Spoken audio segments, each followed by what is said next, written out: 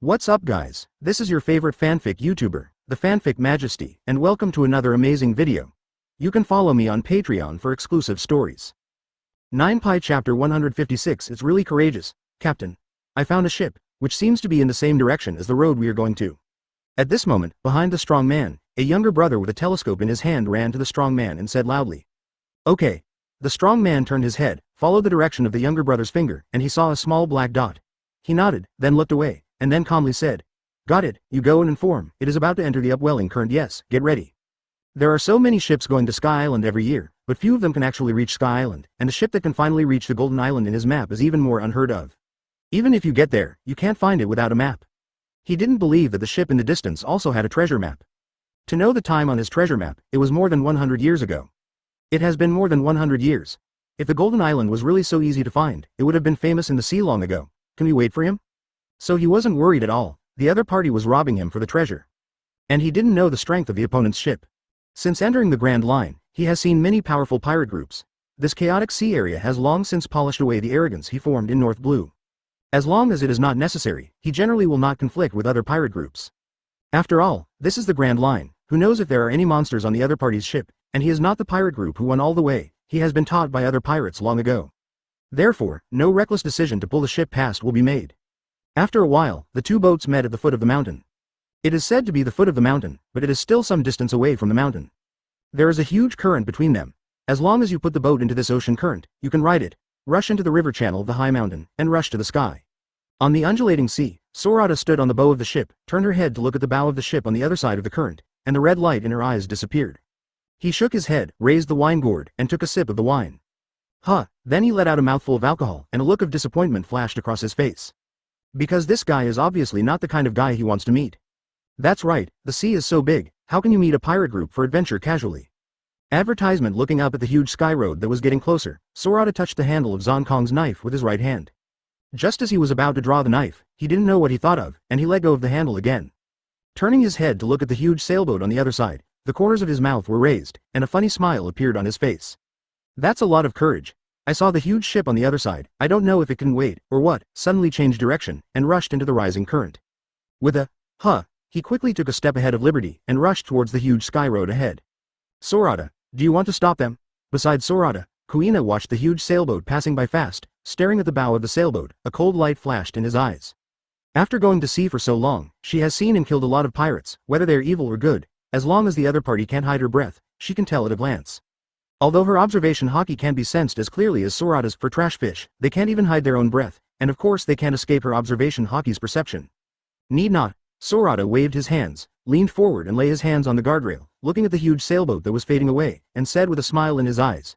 Since they are so brave, let's see if they can really soar into the sky and reach them. The destination you want. After all, it is everyone's birthright to pursue their dreams. As for whether they can live to the sky, it depends on their luck.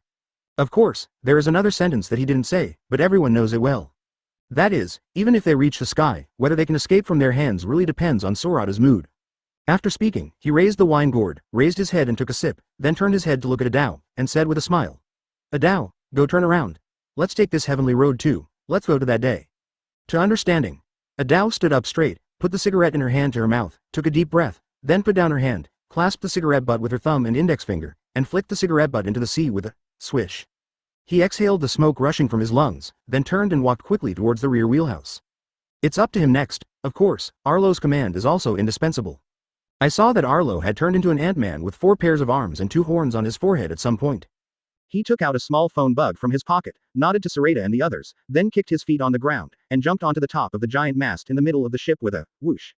With his command, Adao can steer the helm without any scruples. Of course, their greatest guarantee is actually Sorata standing at the bow. Advertisement. When they really encountered some danger that they could not avoid, Sorata took control of the ship and flew directly to it. If it weren't for the thrill of experiencing the rising sea current, they wouldn't have to work so hard. After all, they are here for adventure. Let Sorata directly control the ship to fly up. It is fast, safe, but there is no sense of adventure at all, no joy of conquering the sky. How boring it is.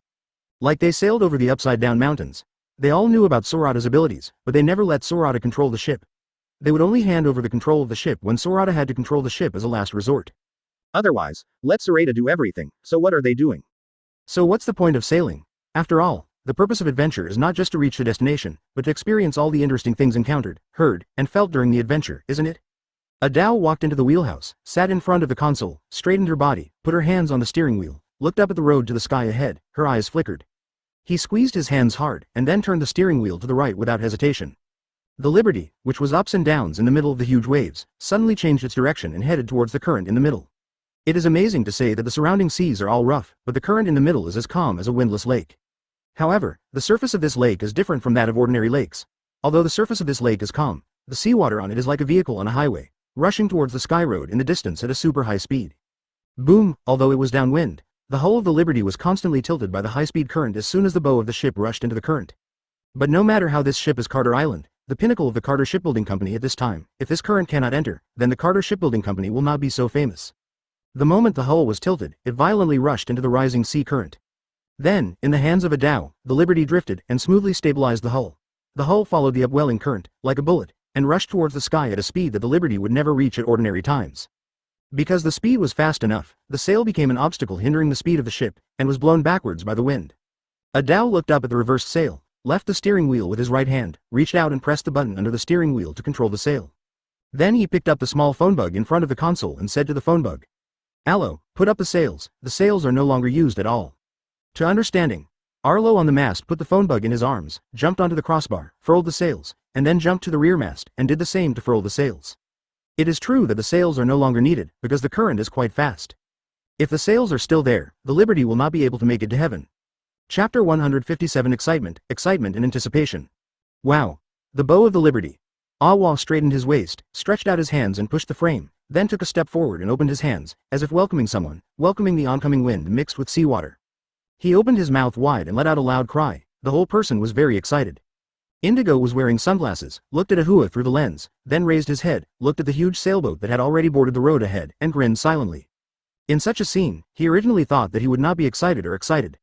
Really came to the front of Tinlu, really saw the uncanny workmanship of nature, really took advantage of this fast and huge ocean current. Only then did he realize that this was not the scene he had imagined at all. Not long after he was out at sea, he boarded the Golden Lion's boat, and the fruitability of the Golden Lion endowed his boat with such an exciting side. So following the Golden Lion, although he has seen countless wonders, he has never really experienced where these wonders are really amazing and how much charm they have. But following Sorata is different. Although Sorata can also make their ships fly and make their ships extremely safe like Golden Lion, he has never done so. Unless necessary. Along the way, the three of Alua were all manipulating the ship. And this kind of fresh excitement and sense of accomplishment was something he couldn't feel on the Golden Lion's boat anyway. On the Golden Lion's ship, he is a bystander and a subordinate. On this ship, he is the participant and the master. That feeling. Not the same. Woo! The wind kept blowing past him, blowing his blue fluffy hair, and the blue and yellow scarf around his neck, rattling behind him constantly.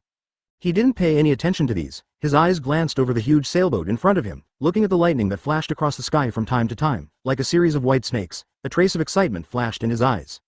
Calical, is this what adventure feels like? It's really exciting. Robin, who was standing to Kuina's left, reached out to brush the hair that floated to his face, put his palm on his forehead, and squinted at the sky. There was also a look of excitement on his face.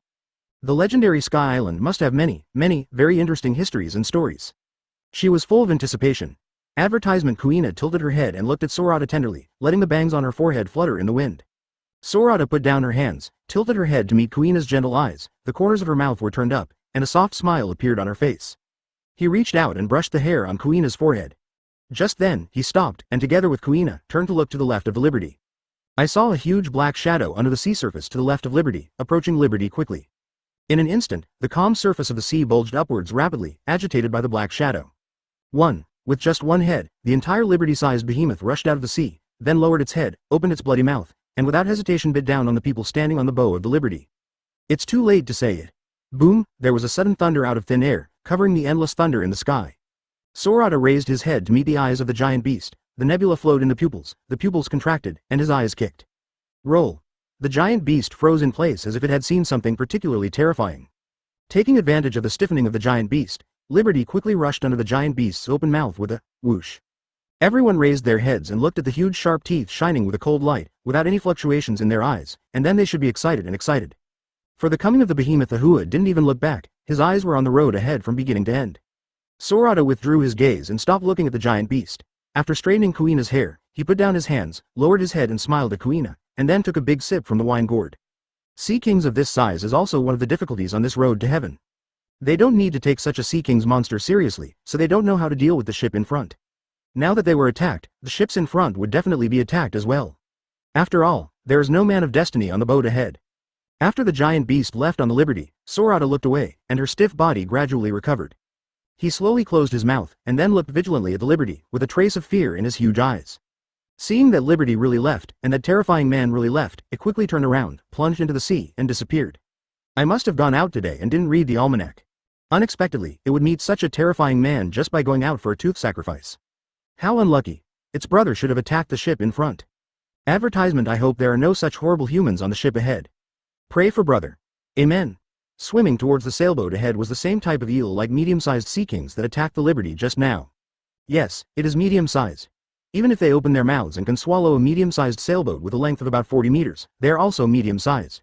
And on top of them, large, giant, super giant. Swimming around it somehow, suddenly an ominous premonition arose in my heart. It shook its head, ignoring the slight sense of uncertainty in its heart, and raised its head to stare at the delicious food that was about to reach its mouth, with a fierce gleam in its eyes.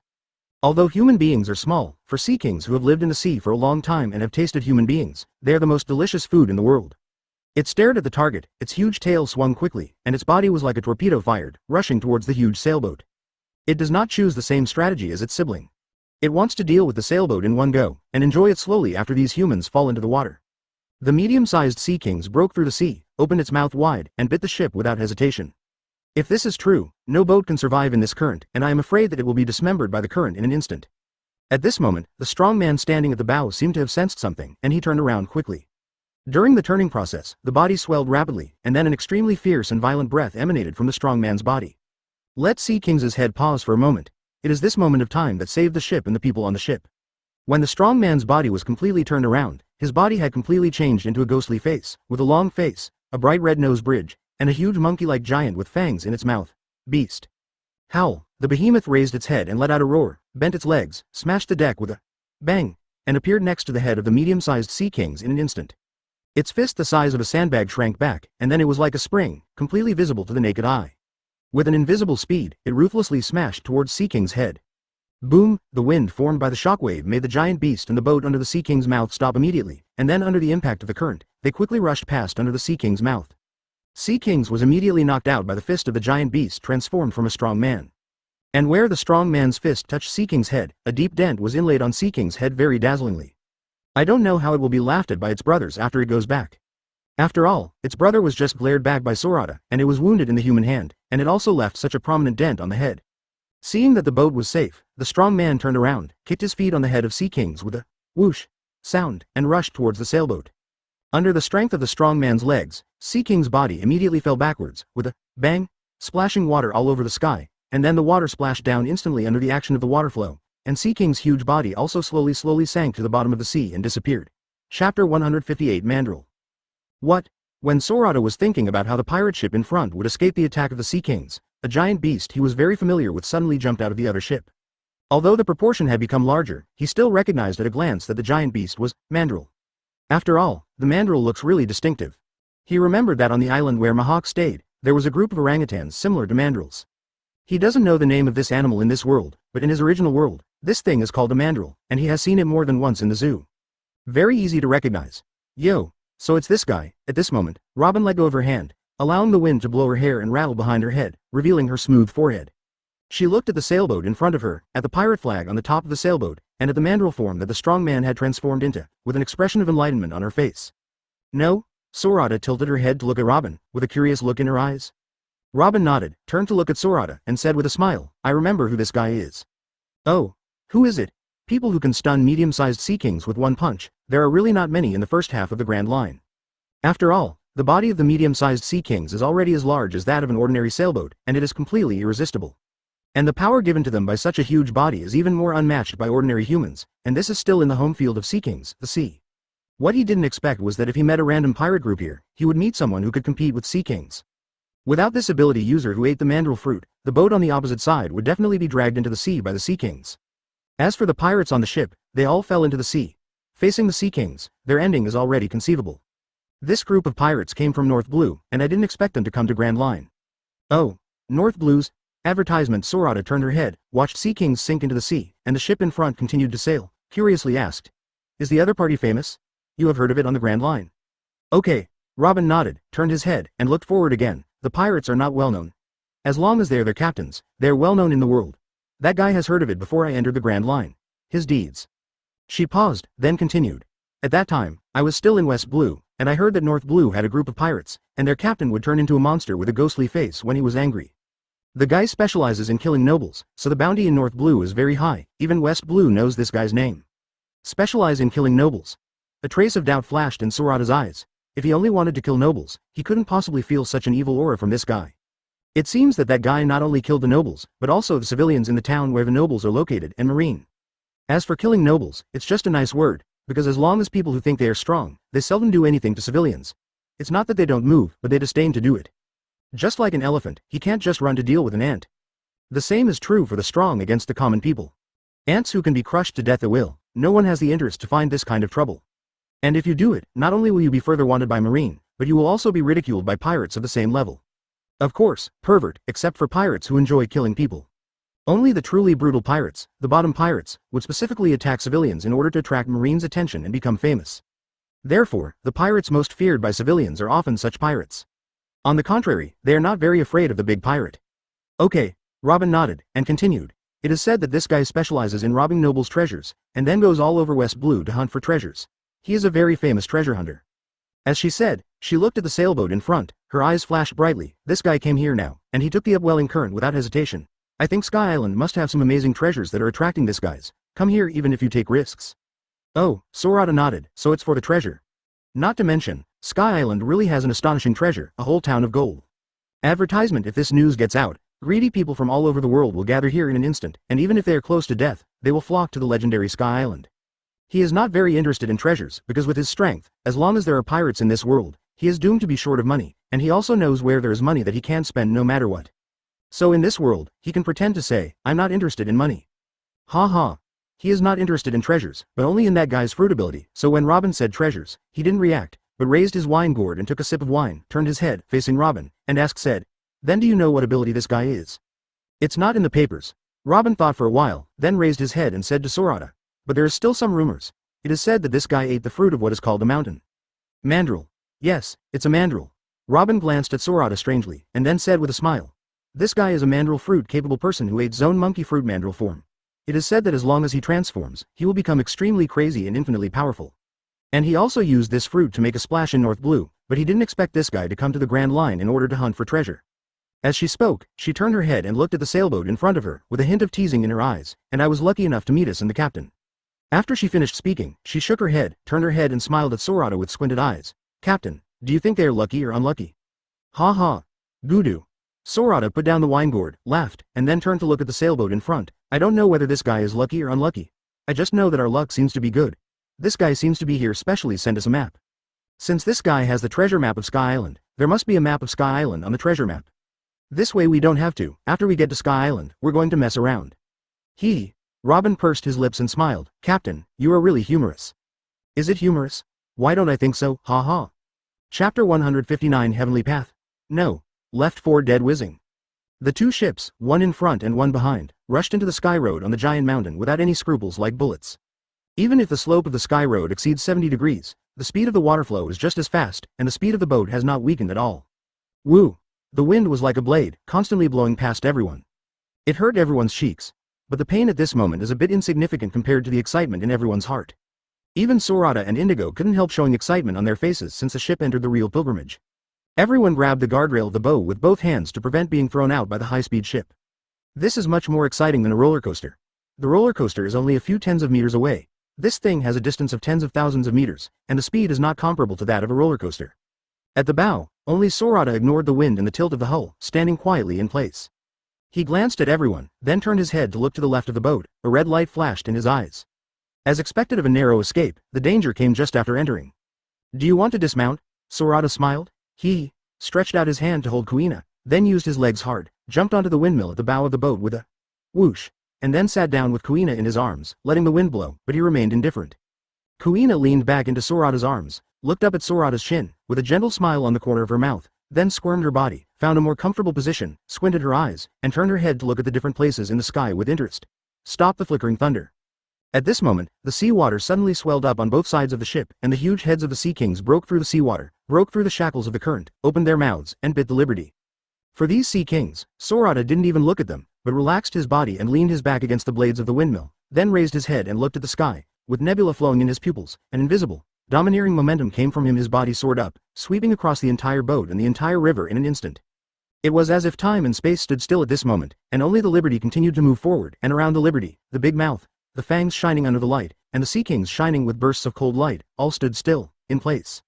After the Liberty passed by, their eyes turned white, and they fell into the water with a bang, and then their huge bodies rolled continuously with the current, followed the Liberty, and headed towards the mountain.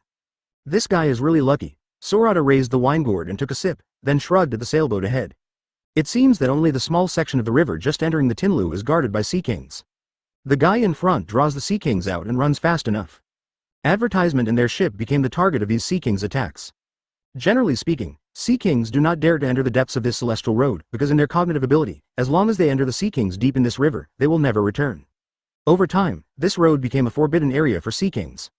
They only dare to move around the entrance of the heavenly road. These sea kings were also unlucky. They happened to meet Sorata, and they were stunned. They just didn't want to go up, and it was difficult. Just when Sorata erupted Conqueror's hockey and stunned the sea kings, on the bow of the sailing ship in front, Cologne, who had turned back into a human form, suddenly felt something. He turned his head, just in time to see Liberty coming from the huge mouth of several sea kings underneath. There was a picture of rushing over unscathed. What the hell is this? He stared at the Liberty behind him. Gradually, the sockets of his eyes became wider and wider, while the pupils became smaller and smaller. In the end, the sweat on his forehead seemed to open a floodgate, pouring out unstoppably. Just kidding. What kind of luck is this? How could you guys appear here? I didn't recognize the silver-haired gang before, because the silver-haired gang changed ships. After 4 months of fermentation, the world has long known that the Grand Line has produced another great pirate who is famous all over the world. He is not considered weak in North Blue, and North Blue is not East Blue, so he is no stranger to Grand Line, and he is basically aware of the big news that happened on Grand Line. Otherwise, it would be impossible for him to plunge into the Grand Line and come here directly to hunt for treasure. You must know that the Grand Line is in the Four Seas, which is not a good place. Since he dared to come, he must have made sufficient preparations, so he read the news on the Grand Line, especially the news in recent years. Now that I have read it, how could I not know about the silver-haired gang? How the hell do you know that the silver-haired big pirate who just appeared on the news not long ago is in Alabasta? His route and Alabasta are separated by 2 routes. This can be met by him. He didn't know who to turn to for reasoning.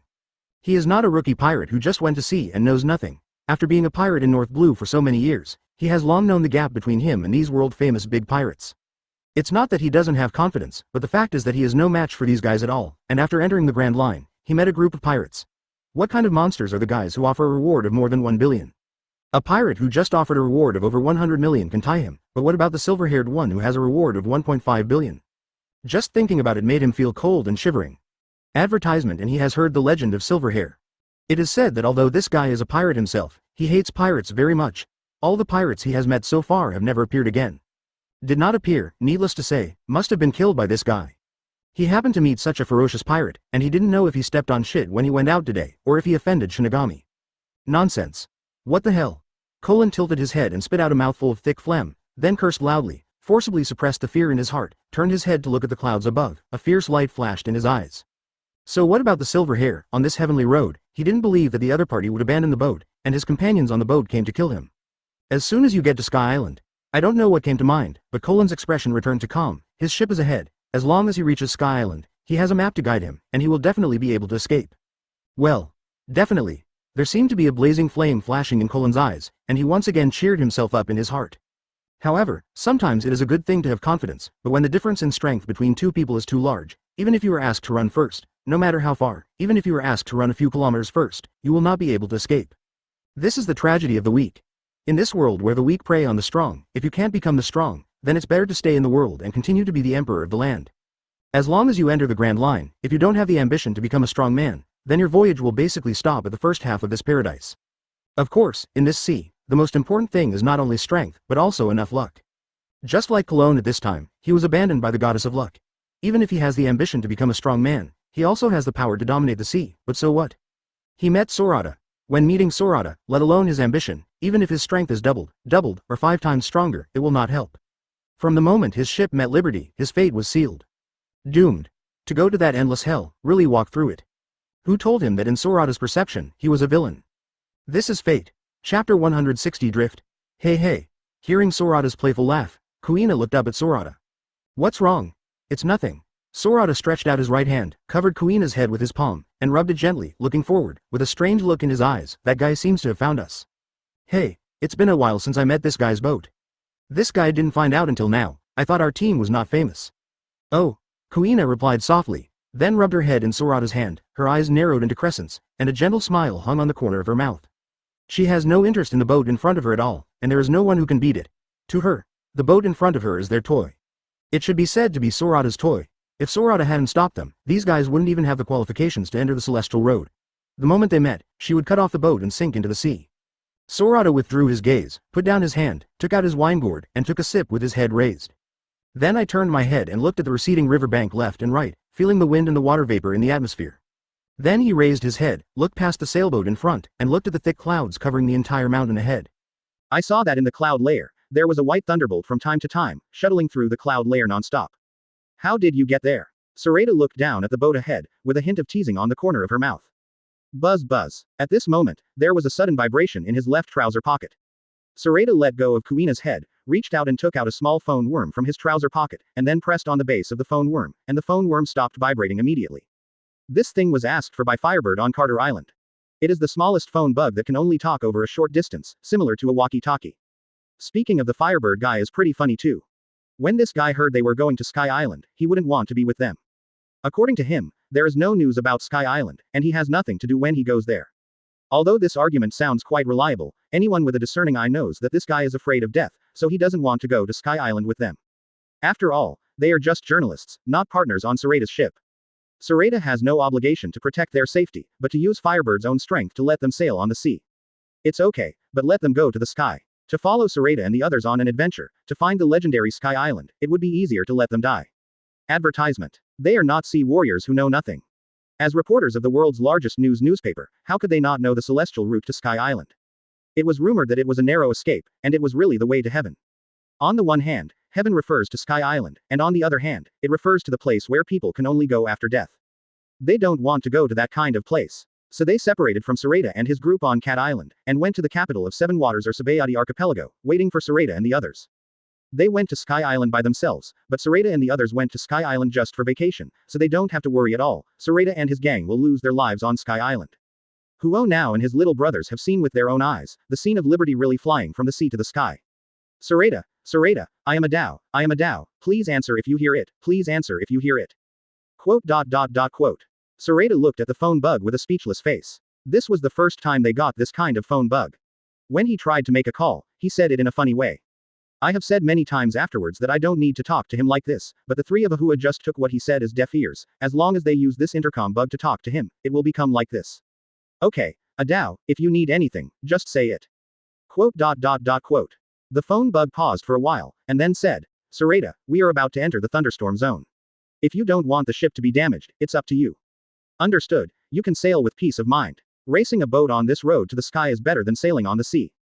Haha, it's very cool. In the cab, Adao had a cigarette in his mouth, put his hands on the steering wheel, stared at the phone bug under the steering wheel, and said with a smile, if the speed is not fast enough, I would like to open the power room and let the speed of the ship faster. It's more exciting to think like that. Turn left. At this moment, Arlo's voice came from the phone bug. Adao's face was still smiling, but suddenly became serious, and he swung his hands to the left vigorously. Liberty suddenly deviated sharply to the left. At this moment, a white lightning bolt suddenly fell from the sky. Caw, rumble, a white light flashed, and the thunder and lightning scraped the side of the Liberty ship and split into the sea. Under Adao's control, Liberty was like a nimble loach, quickly rushing past Lei Dian. Advertisement. Adao glanced to the right, exhaled a puff of smoke, and then turned her head to stare at the gradually rising clouds and mist around her. A blush appeared on her face, and a gleam of excitement appeared in her pupils. Exciting. Too exciting. He excitedly lowered his head to the phone bug, and said loudly, Sorata, I've changed my mind. If it's not a last resort, don't interfere. I want to. Raising his head, he stared at the clouds ahead. I want to have a boat drifting race. Ha ha ha ha ha. Stop laughing. At this moment, Arlo's voice came from the phone bug again. Without me, you can play hammer drift. Yes. Please, Arlo. This time Adao didn't talk back to Aluo. Indeed, without Aluo, he is nothing. As long as there is a warning from Aluo, he can drift and avoid lightning in advance. HMPH. It's good to know. On the top of the viewing room on the mast, Arlo's whole body turned into ants at this time. He clasped the mast tightly with his 6 legs, raised his head and looked at the clouds in the sky. The horns on his head kept shaking, and his eyes were full of excitement. Okay. At this moment, he suddenly discovered something, and quickly shouted to the phone bug hanging around his neck. Right. As soon as the voice fell, the boat suddenly turned to the right. Click. At this moment, in the clouds in the sky, a thunderbolt directly struck the sea surface to the left of the Liberty at a speed that people could not react to at all. Rumble. Cool. At the same time, Aluo Atao's excited voice came from the phone bug. Bo. Sorata stared at the phone bug and shook her head with a smile on her face. This is much more exciting than drag racing against the thunder and lightning. If it weren't for the fact that the people in this world are generally strong and the boat is flexible enough, let alone a narrow escape on this road, in fact, it would be 10 deaths and no lives at all. Hearing the screams of Adao and Aluo coming from the phone bug, he smiled, then hung up the phone, put down his hands, and put the phone bug in his trouser pocket. Let them play if they want. It's not a big deal anyway. That's just part of the adventure, isn't it? Chapter 161 The difference in mentality brought about by strength. In contrast, Atao and Aluo treated this voyage like a racing boat. Earlier, Cologne's pirate group did not have such a relaxed mentality. After all, not everyone can have a navigator of Arlo's level on board. There are not many navigators in this world who can perceive in advance and predict where the lightning will fall when the natural lightning strikes at such a distance. These navigators are basically in the world-famous pirate group. Obviously, there is no such navigator in Cologne's pirate group. So, click. White light flashed. Even at the moment when he saw the white light, the helmsman on the ship made a steering movement, but how could his movement be as fast as lightning? So, boom. White lightning instantly struck the left deck of the sailboat. The strong light of lightning flashed across the entire sky in an instant, stabbing everyone on the boat and closing their eyes involuntarily. Rumble. At this time, everyone heard the sound of thunder and lightning coming. When the glare disappeared, everyone looked to the left of the boat. I saw a large hole pierced through the entire hull by lightning on the deck of the ship. Around the big hole, sparks were blazing. If the ship was not traveling at a high speed at this time, and if there were not a lot of water molecules caught in the wind, the deck might not be sparks but flames. The holes on the deck are fine, but the penetration damage of lightning is very strong. This lightning bolt not only shot through the deck, but also shot through the bottom of the ship. If the deck hadn't blocked most of the damage, there might be a hole in the bottom of the ship that would allow the ship to sink directly. The people who woke up quickly moved out water to extinguish the sparks on the deck. The wind helps the fire. If these sparks are not extinguished, maybe later, the sparks will really turn into flames. The pirates in the cabin were also in a panic, and quickly took out the wooden planks, no matter what happened, and blocked the leaking bottom of the ship first. Bo. Advertisement. Cologne turned into a giant mandrill again.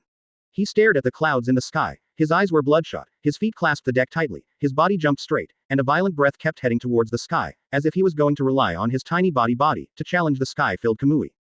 Full of stubbornness. Before he came, he knew that the road to heaven would be difficult, but he didn't expect it to be so difficult. And that's only halfway through. He still remembers the few Sea Kings at the entrance earlier. If the silver-haired group attracted the attention of these Sea Kings, maybe they were the ones who were attacked. With his strength, although he can deal with those Sea Kings, he is not silver-haired.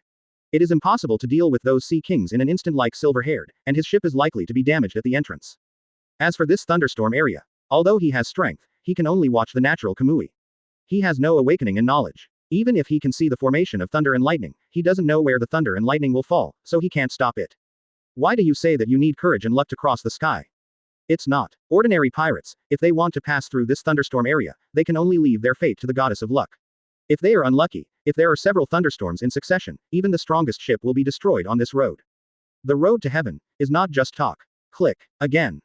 White light flashed, and just as Colin was about to turn around, lightning struck the right side of their ship, giving him no time to react. Fast. Too fast. So fast. The moment he saw the white light, lightning struck down. Colin turned around, raised his head, and stared at the sky, where there was a continuous string of white thunder.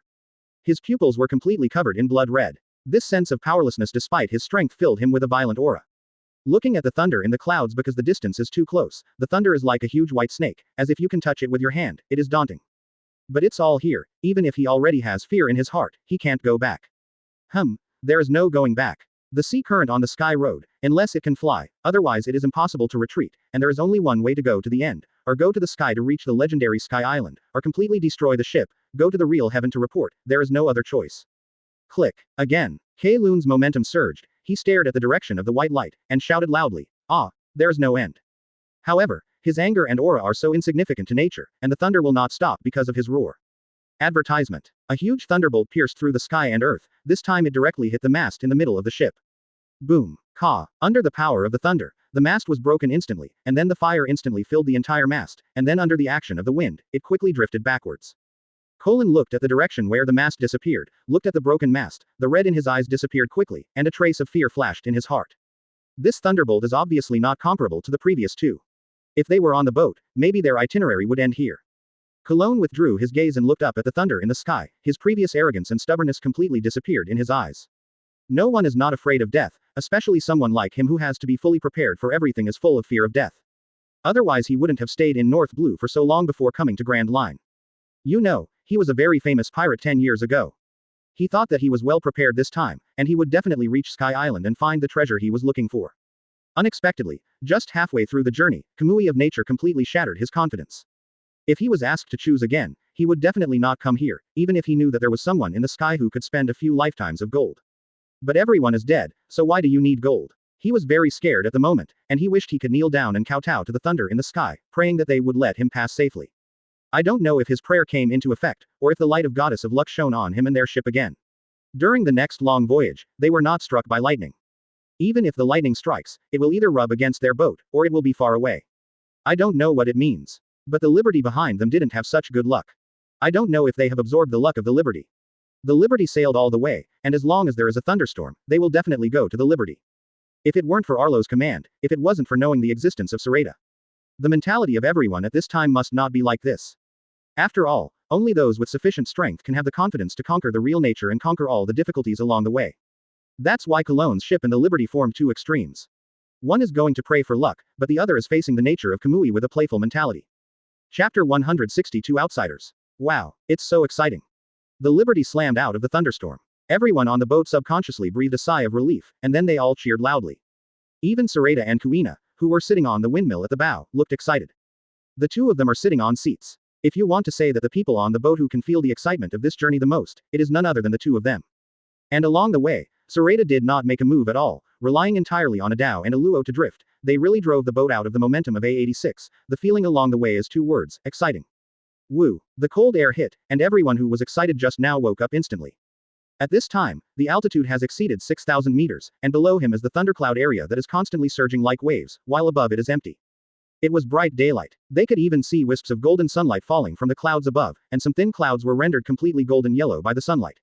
Reaching out to touch a cloud that was passing by quickly, Sorata had a happy smile on his face. Is this the sky above 6,000 meters? It's amazing. Although he flew with the boat, he didn't fly so high. Not even fighting the golden lion is so high in the sky. Although he had seen the clouds in the sky by plane in his previous life, the experience at that time through the glass was completely different from what he experienced personally now. What? Sorata turned her head and stared at the front of Tianlu. A trace of surprise flashed in her eyes. These guys were so lucky that they survived the thunderstorm area, which was a near-death situation, which he didn't expect. When he saw the mast flying in front of him earlier, he thought that these guys had already been destroyed.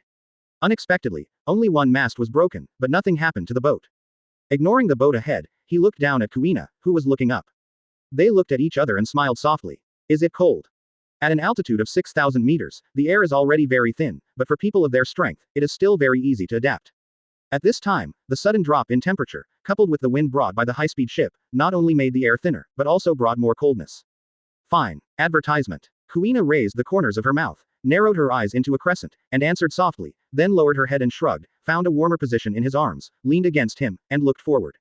What? Kuina suddenly seemed to have discovered something, exclaimed loudly, looked up at Sorata, then stretched out her hand, pointed in a direction, and said loudly, Sorata, look quickly, is there someone on that cloud?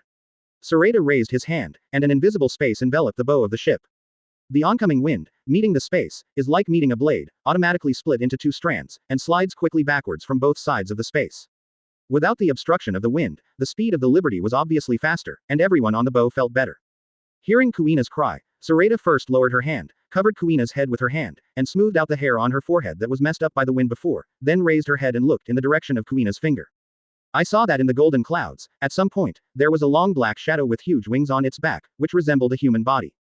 Looming. Okay. Sorata nodded, and continued, that should be the Aborigines on Sky Island. And this shadow should be his shadow. Shadow.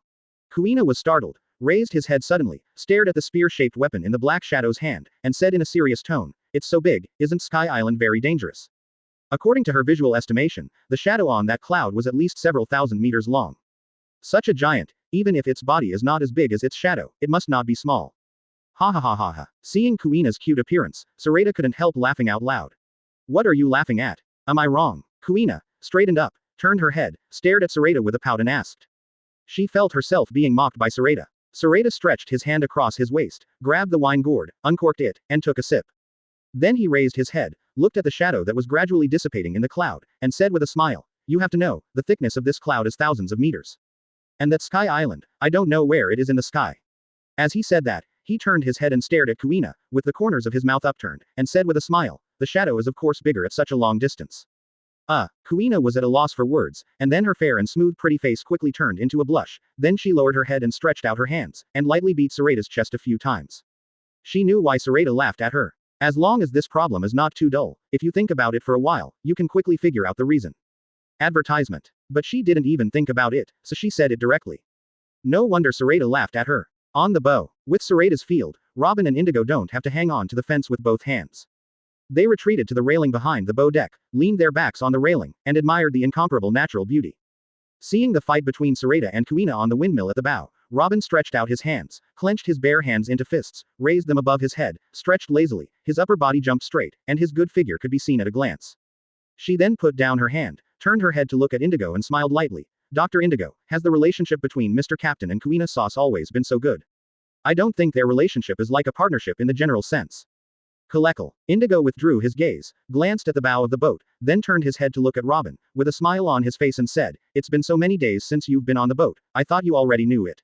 After all, there are only 2 women on board, you and Kuina should have a good relationship." "It's very good, but I just came here. I didn't ask for news from everyone. Tell me about it. I want to really get to know everyone. I like this ship, I like this team." "Okay." Indigo nodded, then raised his head, staring at the golden clouds in front of him, his eyes dazed for a while. He had seen such beautiful scenery countless times before, but he found that what he had seen in the past was like a bubble, and it would be broken in one piece, but the beautiful scenery he saw at this time was so real, so beautiful, and so pleasant. Shaking his head and regaining consciousness, Indigo turned his head to look at Robin. "Kuina is Sorata's fiancé. The 2 of them had an engagement long before I got on the boat." "Okay." Robin nodded, and murmured, "I just said why their relationship is so close, so they are already engaged couples." After she finished speaking, she raised her head and looked at the bow of the ship, with a hint of envy in her eyes. She is 26 years old this year. To be honest, she also longed to have her own love, but her identity and dream made it impossible for her to live like an ordinary person in her life, and she didn't want to live like her mother. Therefore, for her, love is just a thought. Robin withdrew his gaze, turned his head to look at Indigo, and asked, "What about the others?" "Other people." Indigo stroked his chin and thought for a while, then said, "The 3 of Ahu are the playmates of Sorata and Kuina who grew up together, and they are the partners who went to sea with them." Speaking of this, Indigo suddenly seemed to think of something, looked up at Robin, and the corners of his mouth slightly raised. "So, Kalekel." He suddenly laughed out loud, and said, "So, strictly speaking, there are only the 2 of us, outsiders on this ship." Chapter 163 Adventure Group. Outsider. What outsider? At some point, Sorata and Kuina got off the windmill and stood on the bow deck. Sorata let go of Kuina, and then stood sideways on the bow. His feet seemed to be rooted, even though the bow was tilted 70 degrees, he did not slide down. And Kuina slid down, slid to Robin's side, took Robin's hand, hugged her in her arms, turned her head and smiled at Robin. "Sister Robin, don't listen to Dr. Indigo's nonsense. As long as when we get on the boat, we are partners, and partners don't distinguish between outsiders and outsiders." With that said, Kuina turned her head and glared at Indigo. Hey, Indigo is not afraid. He has been on the ship for so long, and he is no longer the cautious attitude he had when he first got on the ship. "Kuina, don't blame me, you guys have to let me finish." "Kalekel, speak. I'll see what you can say." Kuina stared gravely at Indigo. This guy has been with them for so long, and he still treats himself as an outsider, which makes her a little angry. On the bow, Sorata leaned back against the railing, drinking wine, watching them with interest. He was also curious, what Indigo thought of their group after being on the ship for so long. After all, this guy was the one who forced him to board the ship at the beginning. Indigo glanced at Kuina, then turned his head, looked at Sorata, and said with serious eyes, "I want to tell you, the captain, first." As he spoke, he backed away from the guardrail, bowed to Sorata and saluted, and said loudly, "Thank you." Okay. Sorata stopped drinking, looked at Indigo, and laughed. "Really, among the companions, thank you for what you suddenly said." Ha ha. Amid the laughter, an invisible force dragged Indigo and made him stand upright. Indigo looked up at Sorata, a smile on his face. Advertisement.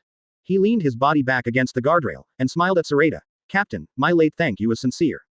As he spoke, Memories flashed in his eyes. If you hadn't invited me to board the boat back then, I wouldn't know where I would be living right now. My whole life. As soon as I went to sea, I boarded the Golden Lion's boat. Although that guy is very strong, I have never felt the emotion of a true partner from that guy. So when you killed him at the beginning, I thought I would be very sad, but I found out afterwards that I didn't actually have any sad emotions. I was just panicked because I suddenly lost my backer. But when Indigo said this, he turned his head, glanced around the boat, and finally stopped on Sorata again. But since I got on your boat, I have felt completely different from you guys. Different from the Golden Lion's feeling. I don't know what it is, but I really enjoy this relationship between us. I think this is a partner. Actually, Indigo turned his eyes away from Sorata and turned to Robin. What I actually want to say to Robin-chan is that although we may not be able to integrate into this team at the beginning, after getting along for a long time, you will find that in this team, you will never feel alone again, you will never feel scared again, and you will feel honored and lucky to be part of this team. Me too. Well, it should be that everyone on this ship is the same. They all like this ship, this team, and of course they also like this captain. Then he turned his head to look at Sorata, and then said with a smile, "It is precisely because we like it that we will truly gather our hearts around Mr. Captain, form this team, and achieve mutual success under the captain's protection. Without any scruples in this boundless sea, laugh wantonly, and pursue their dreams freely. This is the silver-haired adventure group, am I right? Captain, he didn't mention the pirates because of this ship. If anyone cares most about Sorata's usual words and deeds, except for Kuina, he is the one who was forced to board the ship at the beginning. When he first boarded the boat, he was terrified of Sorata. This has led to, since he boarded the ship, no matter what Sorata did or said, he would think deeply about the deeper meaning of these things and words. It can be seen from his cruelty to pirates and tolerance to marine. Sorata has a steelyard in her heart. He doesn't know exactly what this steelyard is, but after getting along for a long time, he can vaguely know it. It should be good and evil. He can be ruthless towards evil, leaving no one behind and killing them all. But when it comes to kindness, he can be magnanimous. Even if the Marines fired at them many times, he never hurt them, even a low-level Marine soldier. Such a person, such a team, it is completely inappropriate to say that it is a pirate group. The pirates in his cognition should be free, unscrupulous, arrogant and arrogant. If anyone dislikes them, they will be severely punished. Without money, they can slaughter a town. If they have money, they can be generous. Go to invite the residents of a town to drink, eat when they want, sleep when they want, lawless and unrestrained. Advertisement. This is what he knows, the real pirate, not Sorata. For someone like Sorata, it would be more appropriate to say that he is an adventurer rather than a pirate. Because he has always been very disciplined in doing things, although sometimes he acts recklessly, but that is all against pirates. He can save a country for a jar of wine, even if he goes against the world government. He could also kill a Shichibukai for a baseless reason he didn't know where. This is such a powerful person. After he enters a town where humans gather, he becomes an ordinary person. He will abide by all the rules of the city and will not harm any civilians. Isn't he just an adventurer with his mentality of playing freely on the sea, and his extremely disciplined approach in a civilized society? But from Sorata's many words to introduce their team, he has never heard the word, pirates. And when they met for the first time, what Sorata said when he invited him to board the boat seemed to be the silver-haired adventure group. He didn't care much because he was afraid at the time, and he forgot about it as soon as the time passed. Thinking about it now, I'm afraid Sorata went out to sea in the first place, just for the sake of adventure. Through this period of getting along, he has been able to know what the adventure group is. He had actually seen this kind of team before. He has been on the Golden Lion team for so many years. When the Golden Lion was at its peak, when it dominated the New World, he was on board. There are so many pirates going to New World every year, and there are always a few teams that go out to sea for dreams and adventures. The main feature of this kind of pirate group is that although they are all pirates, they rarely conflict with other pirate groups, and their team cohesion is quite strong, with a strong purpose, that is, go to various all kinds of places, adventures, and basically no harm to civilians. In addition, there are very few people in such a group, and there is no obvious superior-subordinate relationship on board, as if everyone is a friend. He didn't know what this kind of pirate group was before. But now, after getting along with the silver-haired group for several months, he knew what it was. This is the adventure group that Sorata said. He likes this kind of team. Although the partners all have various dreams, it doesn't affect them. Their common adventure is to go to any place they want to go, enjoy the joy of adventure, and appreciate the countless beautiful scenery along the way. There are rules, but live chicly. Chapter 164 Ideas. Ha ha. His eyes stayed on Indigo for a while, and Sorata suddenly raised his head and took a sip of the wine, and then laughed out loud, full of carefree laughter. Ha ha ha ha ha. He didn't expect that the second person on the boat who understood his thoughts was not the three Ahuas who grew up with him, but Indigo who was forced by him to join them at the beginning. It seems that this guy's decades of life have not been in vain. As for the first one, of course it is Kuina, who cares about him the most on the ship. Except for training, Kuina is all about him.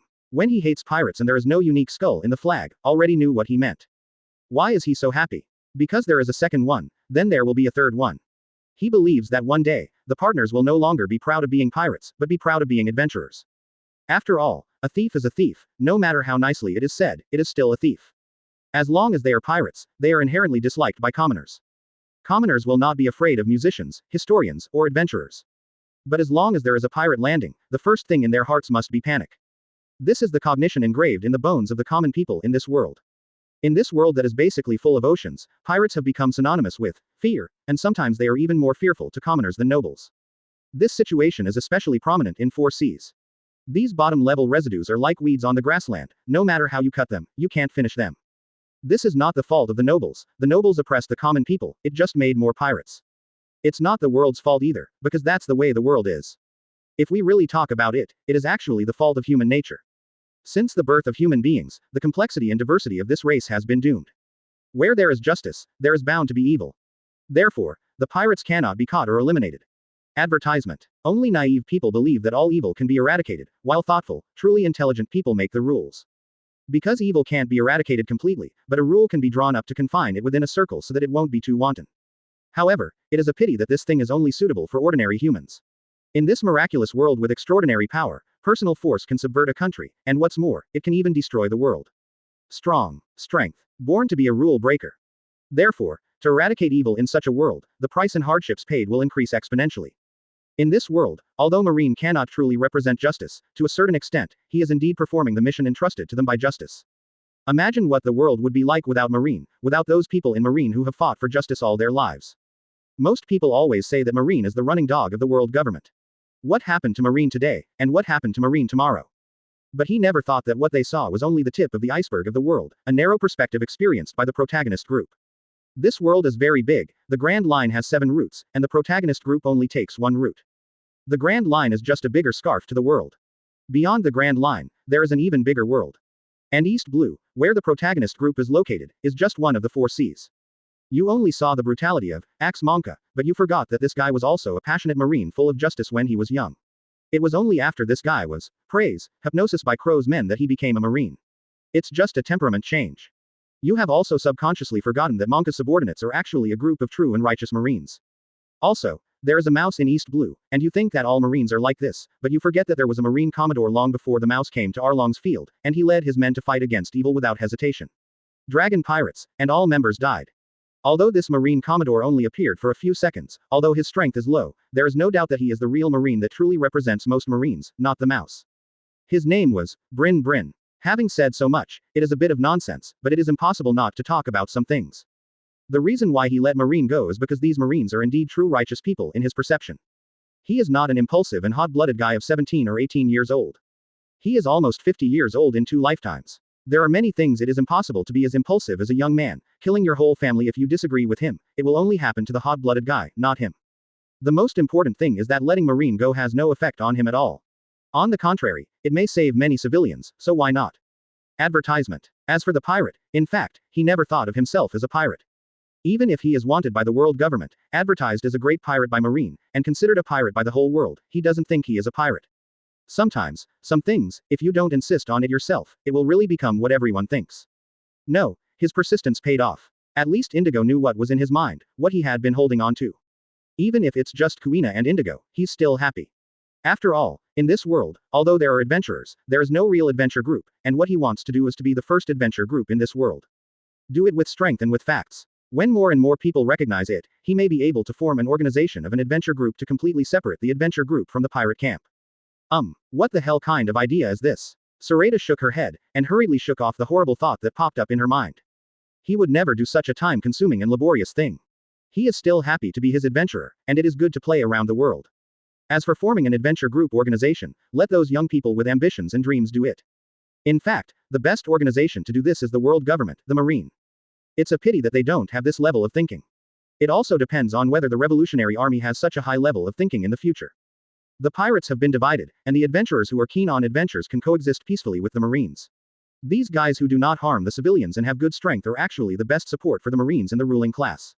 There are many places that Marine can't take care of, but these guys are actually better at handling them, such as releasing tasks. Although this cannot completely eradicate evil and pirates, at least it will not make the world so chaotic. Isn't it? Quote. Chapter 165 Friends.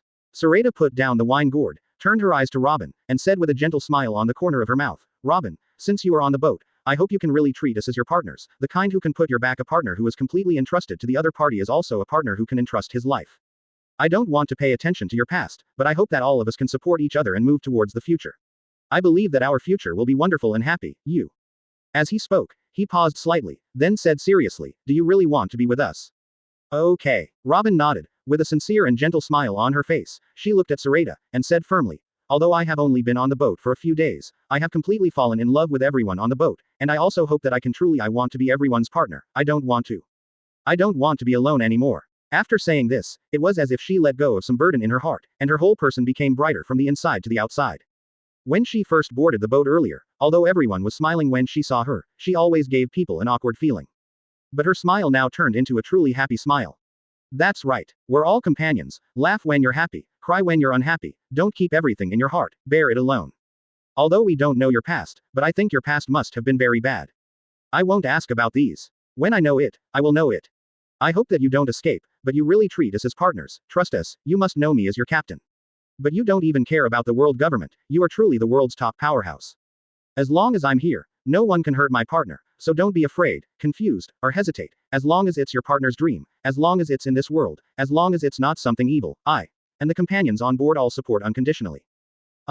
Robin's eyes looked at Sorata, as if her eyes had crossed the timeline, and she saw the first real titan on the beach that she could call a friend in her life. Tears were like crystals, spreading silently from his eye sockets, and then dripping down his cheeks to the ground. Not sad, but happy. Just like his titan friend said. It is impossible for a person to be truly lonely all his life. The sea is so vast. One day, she will meet a partner who truly cherishes and protects her. And in Sorata, on the people on this ship, she felt the warmth that only true friends and true partners can feel. At this moment, she is extremely happy. Seeing the tears on Robin's smiling face, everyone on the boat all showed gentle smiles. Advertisement. They know that until this moment, this big sister little girl who always has a smiling face but is always used to staying in the dark and keeps everything in her heart, has truly integrated into their team, the real sense of boarding. Sorata withdrew her gaze, turned her head to look at the front of the ship, her eyes were full of smiles and joy. Come on, almost to Sky Island. When he thinks of all the magic on Sky Island, he has a feeling of can't wait. I wasn't so eager when I was at the bottom of the mountain, but now that I'm almost at the top of the mountain, I'm more anxious, and I don't know what's going on.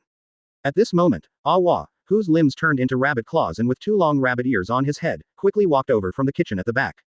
Hey, come and try my new apple lemonade. He was holding a tray in his hand, and on this 70-degree sloping deck, it was as smooth as walking on the ground. I don't know how this guy did it. Could it be that his rabbit claws can also absorb the floor? It's also amazing. Kalekel. Indigo laughed and picked up a glass of juice from the tray in Ahua's hand. Thank you. Ahua. After he finished speaking, he raised his hand and put the mouth of the cup to his mouth. The fruit cup was tilted, and the yellow juice flowed along the wall of the cup and immediately flowed into Indigo's mouth. Gudu. Indigo put down his glass, swallowed the juice in his mouth, turned his head and smiled at Ahua. It's so delicious. That is, don't look at who I am. Having been at sea for so long, this guy's culinary skills have indeed become more mature. Although there is still a long way to go from the dishes made by Sanji they have eaten, it can still be called chef by everyone on board. What? At this moment, Awa suddenly discovered something. He passed by Indigo, walked up to Robin, looked at her and said loudly, Robin Sauce, why are you crying? Tell me who bullied you, I will clean him up. As he said that, he turned his head and glanced at Kuina, then quickly turned his eyes away, looked at Indigo, thought for a while, with Indigo's character, it is impossible to bully Robin, so the bow of the boat at this time is only. What are you looking at? Robin is happy, can't you see that? You idiot. Sensing Ahua's gaze on him, Sorata quickly turned around and yelled at Ahua. Then with a thought in his mind, it was as if there was an invisible ladder suddenly under everyone's feet, causing them to tilt their standing bodies and immediately put them flat. Advertisement. Okay, let's all sit in the middle. Saying so, Sorata pulled back the guardrail, took a step forward, and stepped on the void. Without stopping, continued to move forward, just like stepping on flat ground. Hey. Ahua turned his head around, stood upright, quickly stepped on the void ladder, went up to the same height as Sorata, walked quickly in front of Sorata, and put the tray in his hand on the void in front of Sorata's cross-legged body. Following in the footsteps of Iowa, Robin, Kuina and Indigo also climbed onto the void platform. Sorata turned around and faced the front of the boat. With a thought, a glass of juice automatically flew up and hovered in front of him, while 2 glasses of juice flew back. He didn't forget the 2 hard-working people who are still sailing, a Luo and a Dao. Kuina let go of Robin, took a step forward, walked to Sorata's side, bent her legs, and sat cross-legged next to Sorata, then turned around, took a glass of juice, and drank it happily. while Robin and Indigo carried the juice and walked to the bow. It's amazing. Even if she has seen Sorata's ability more than once, every time she sees it, she can be amazed. Robin stood at the bow of the ship, leaning lazily on the railing, looked down at the transparent floor, then raised his head, raised the cup, brought it to his mouth, and took a sip. I don't know what this ability of Sorata is, it seems to be omnipotent. After thinking about it for a while, she stopped paying attention to these insignificant things. After getting along for a long time, you will naturally know. They are real partners now, and she believes that Sorata will not hide it from her. What should be of concern now is that they will soon be on Sky Island. She could already see the end of the river in the thick clouds in front of her, a passage that seemed to have no end in sight. Presumably, as long as they pass through this passage, the destination of their trip is Sky Island. I'm really looking forward to it. Chapter 166, a random blow on a whim. It didn't take long for the two boats to rush into the channel at the end of the river one after the other. It is said to be a channel, but it is actually an irregular cloud channel formed by the wind brought by a sea current. The clouds around the passage are like mountain walls, which makes the passage look like a bottomless tunnel. As soon as they entered the tunnel, their eyes went dark first, and then they could clearly see the entire tunnel through the glowing light from the surrounding clouds. Sorata stood up and walked to the bow. Raising his head, he looked at the cloud layer that was constantly tumbling above, but it was like jelly and would not really fall down. A trace of surprise flashed in his eyes. This is the formation of cumulus clouds, which can be like the sea, so that ships can really sail on the sea clouds. If it weren't for this world full of miracles, no one would believe that above the 1 meter sky, there is actually a sea cloud that can be called the sea. In that sea cloud, there are quite a few Sky Island. Okay. At this moment, the sea clouds above them suddenly squirmed, and a huge monster similar to a tilapia broke through the clouds, with a big mouth, and bit the people at the bow of the Liberty. Clang. The big mouth of the fish is very big, but biting on the void above the bow is like biting on steel. Although no prey was bitten. But this fish, as if completely irrational, would not let go of its bite, even if it was something like steel. Sorata raised his head, looked at the huge mouth of the big fish, and there was a look of excitement in his eyes. If he remembers well, this kind of Sky Island's characteristic empty fish seems to taste good. Licking his lips, Sorata stretched out his hand and pointed at the strange fish. Suddenly, the space above his finger was like a black hole, collapsing into it. The originally transparent space seemed to have a color suddenly, and a black hole appeared in the shining purple light. Gradually formed. It wasn't big, just as big as a finger, but it attracted all the eyes of everyone on the bow, including of course the eyes of the strange fish above their heads. Danger. It's the black hole that gives them the only feeling. Without giving the strange fish a chance to escape, he pointed his finger upwards towards the black hole and pointed towards the strange fish. Suddenly, a black light beam seemed to penetrate the space, leaving a twisted black line along the way, which appeared directly under the giant mouth of the monster fish, then shot through the monster fish without hesitation, then went upward, and disappeared into the monster fish. In the clouds above the fish. If someone is above the clouds at this time, they must be able to see a black light rushing out of the sea of clouds and shooting into the sky until the end of the sky that is completely invisible to the naked eye, as if it is going to shoot out of this world, break through the shackles of the world, and shoot into outer space same. Where the black light pierces the clouds. A narrow black hole leads all the way to the sea of clouds. And the space around the black hole seems to be destroyed, it is constantly twisting, preventing the surrounding sea of clouds from healing. It was not until a long time, that the black hole returned to its original state during the natural restoration of the world. Advertisement. What is this? At this time, everyone completely ignored the empty fish that was shot through the body by Sorata, shrinking rapidly, and slowly falling down. Their gazes all stayed on Sorata's fingers, and their eyes were solemn. The moment the black light erupted just now, the hairs on their bodies stood on end, it was too dangerous. Even Kuina, the mightiest of them all, felt mortal danger. She turned to look at Sorata, hesitated for a moment, and asked, Sorata, what is this? She wouldn't be so surprised by ordinary attacks, because for Sorata, no matter how powerful the attack was, she wouldn't be surprised. In her heart, Sorata is omnipotent. But this black hole-like attack was different, which made her very concerned. Others only sense danger, but she senses more. She felt that this attack was not something from this world. The moment the black hole appeared, she seemed to vaguely feel the resistance from the sky outside. And he felt Sorata's nervousness just now for a moment. That's why she cares so much. Ha ha, nothing. Sorata put down her hand, turned her head to look at everyone, then met Kuina's concerned gaze, stretched out her hand, rubbed her head lightly, and said with a smile, It's okay, this is my little one. The experiment is indeed a bit dangerous, I will try not to use it in the future, or use it less, don't worry. As he spoke, he raised his head and glanced at the sky. He didn't know what was going on just now, as if on a sudden whim, he compressed a layer of space directly above his index finger, and then shot out. In the past, although his space could extend infinitely, it was only limited to the space he could control. This is the first time he has shot out the power of space. The moment he shot it, he seemed to have broken some rules, an inexplicable crisis that only he could feel, instantly came to him.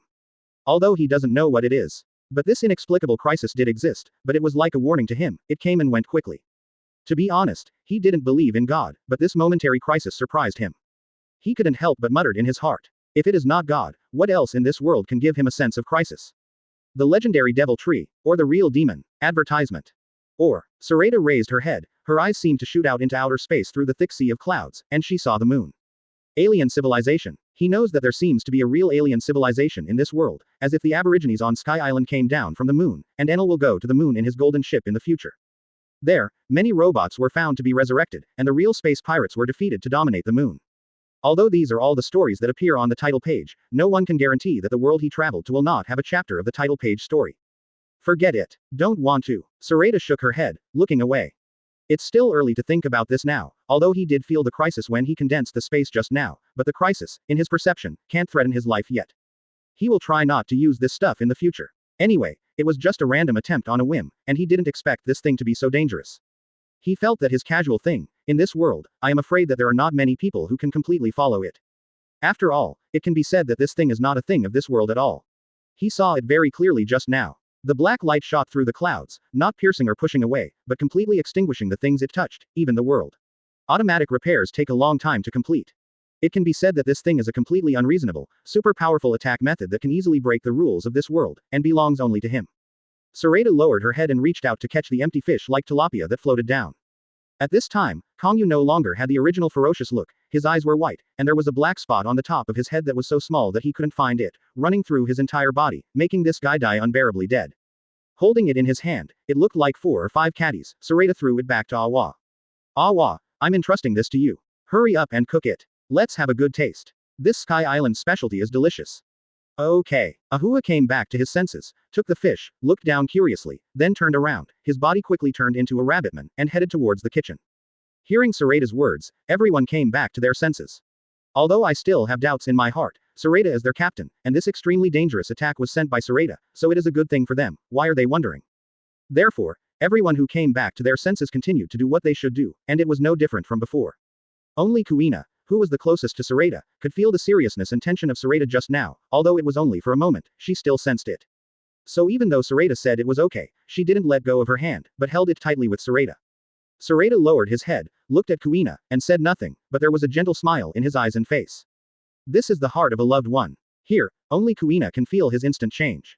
Chapter 167 The Last Level. After a while, Awa brought out from the kitchen a plate of delicious food. After everyone ate, they all stared at the clouds above their heads with bright eyes. They all hope to have a fish again, so that they can satisfy their appetite. This fish weighs only 4 to 5 caddies, and everyone eats a piece of it, and it's gone before they've had their fill. Seeing everyone's appearance, Sorata couldn't help smiling. Haha. Are you still worried that you won't be able to eat more fish when you arrive at Sky Island? At that time, such fish will make you vomit, and Sky Island is not only fish. There are also all kinds of other delicacies. You can eat whatever you want at that time. If you don't have enough, you can take it away. Row. Hey. After hearing Sorata's words, everyone quickly lowered their heads, and their expressions returned to normal.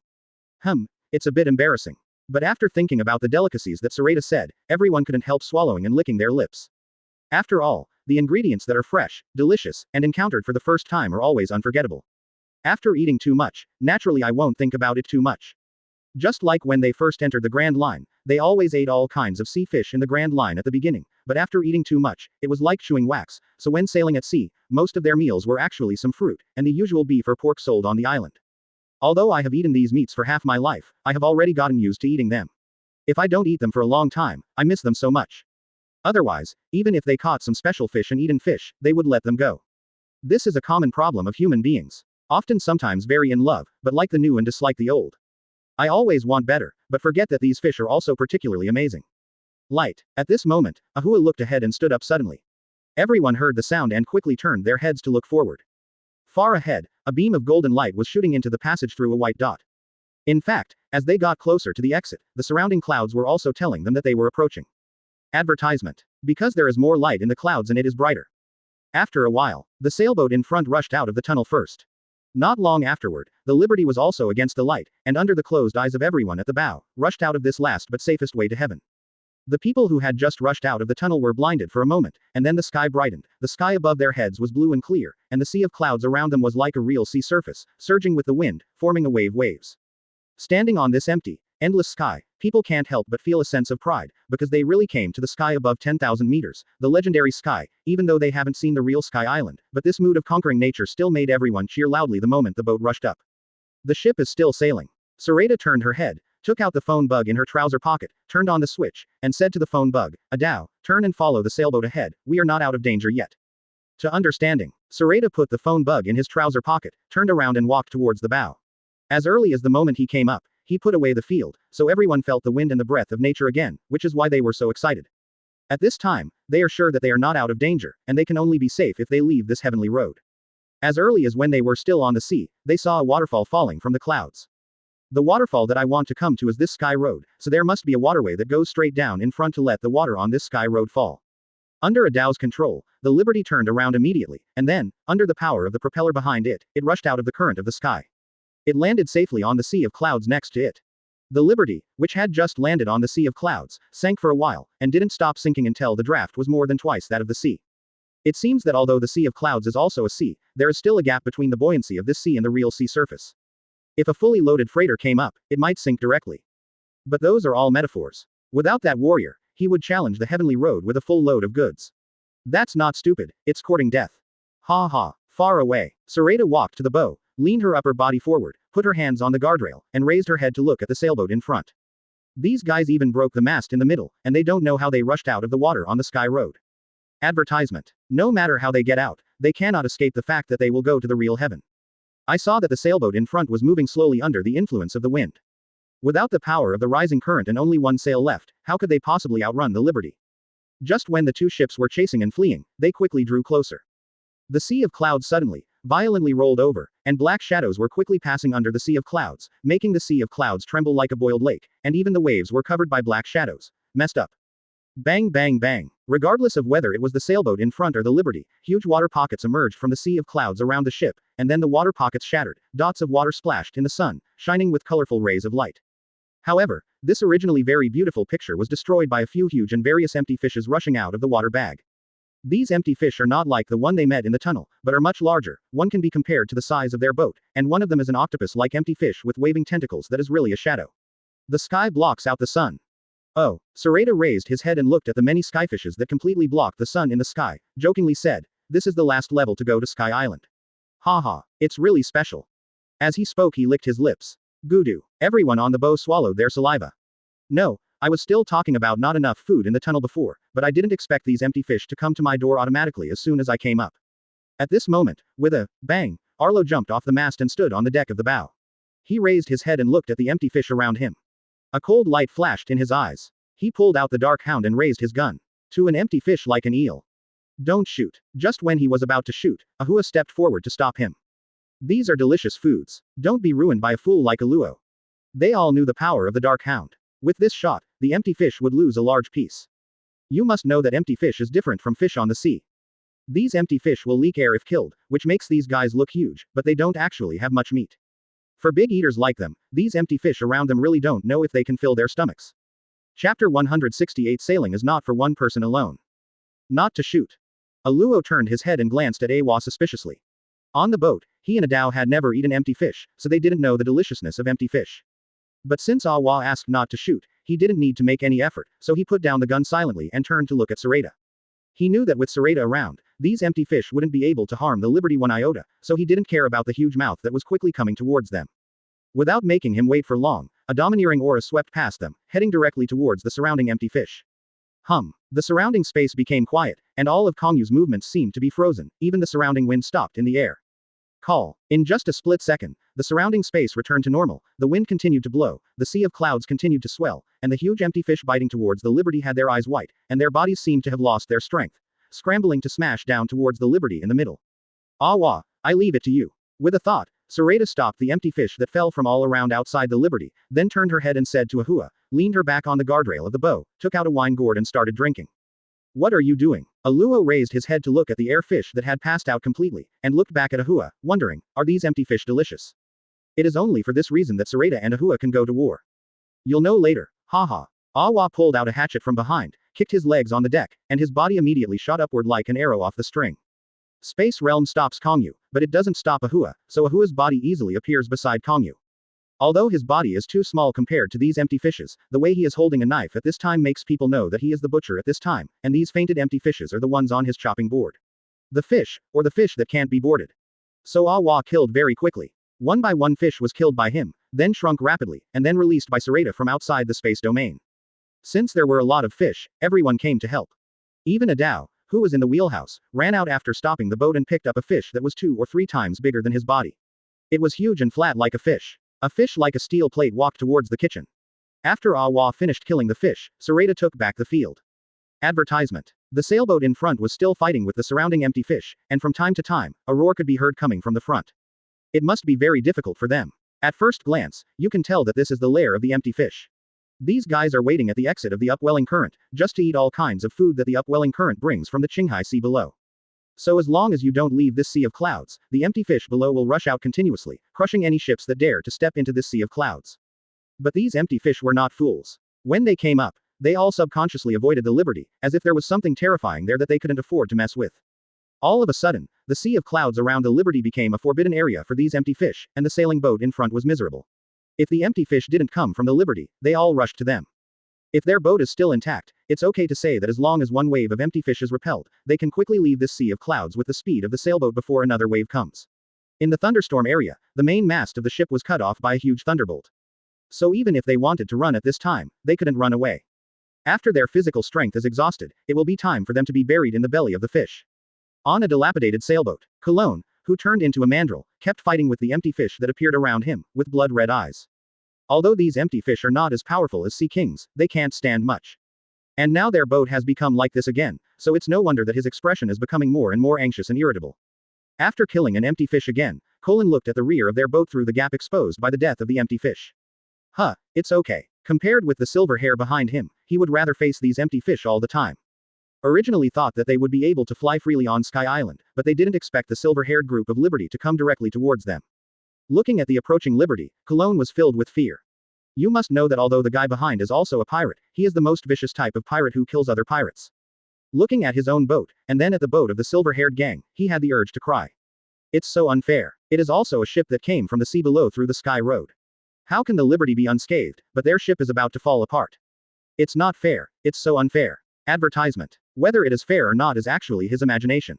He only knew that with the strength shown by Yinfa and others, once they were caught up, the consequences would be disastrous.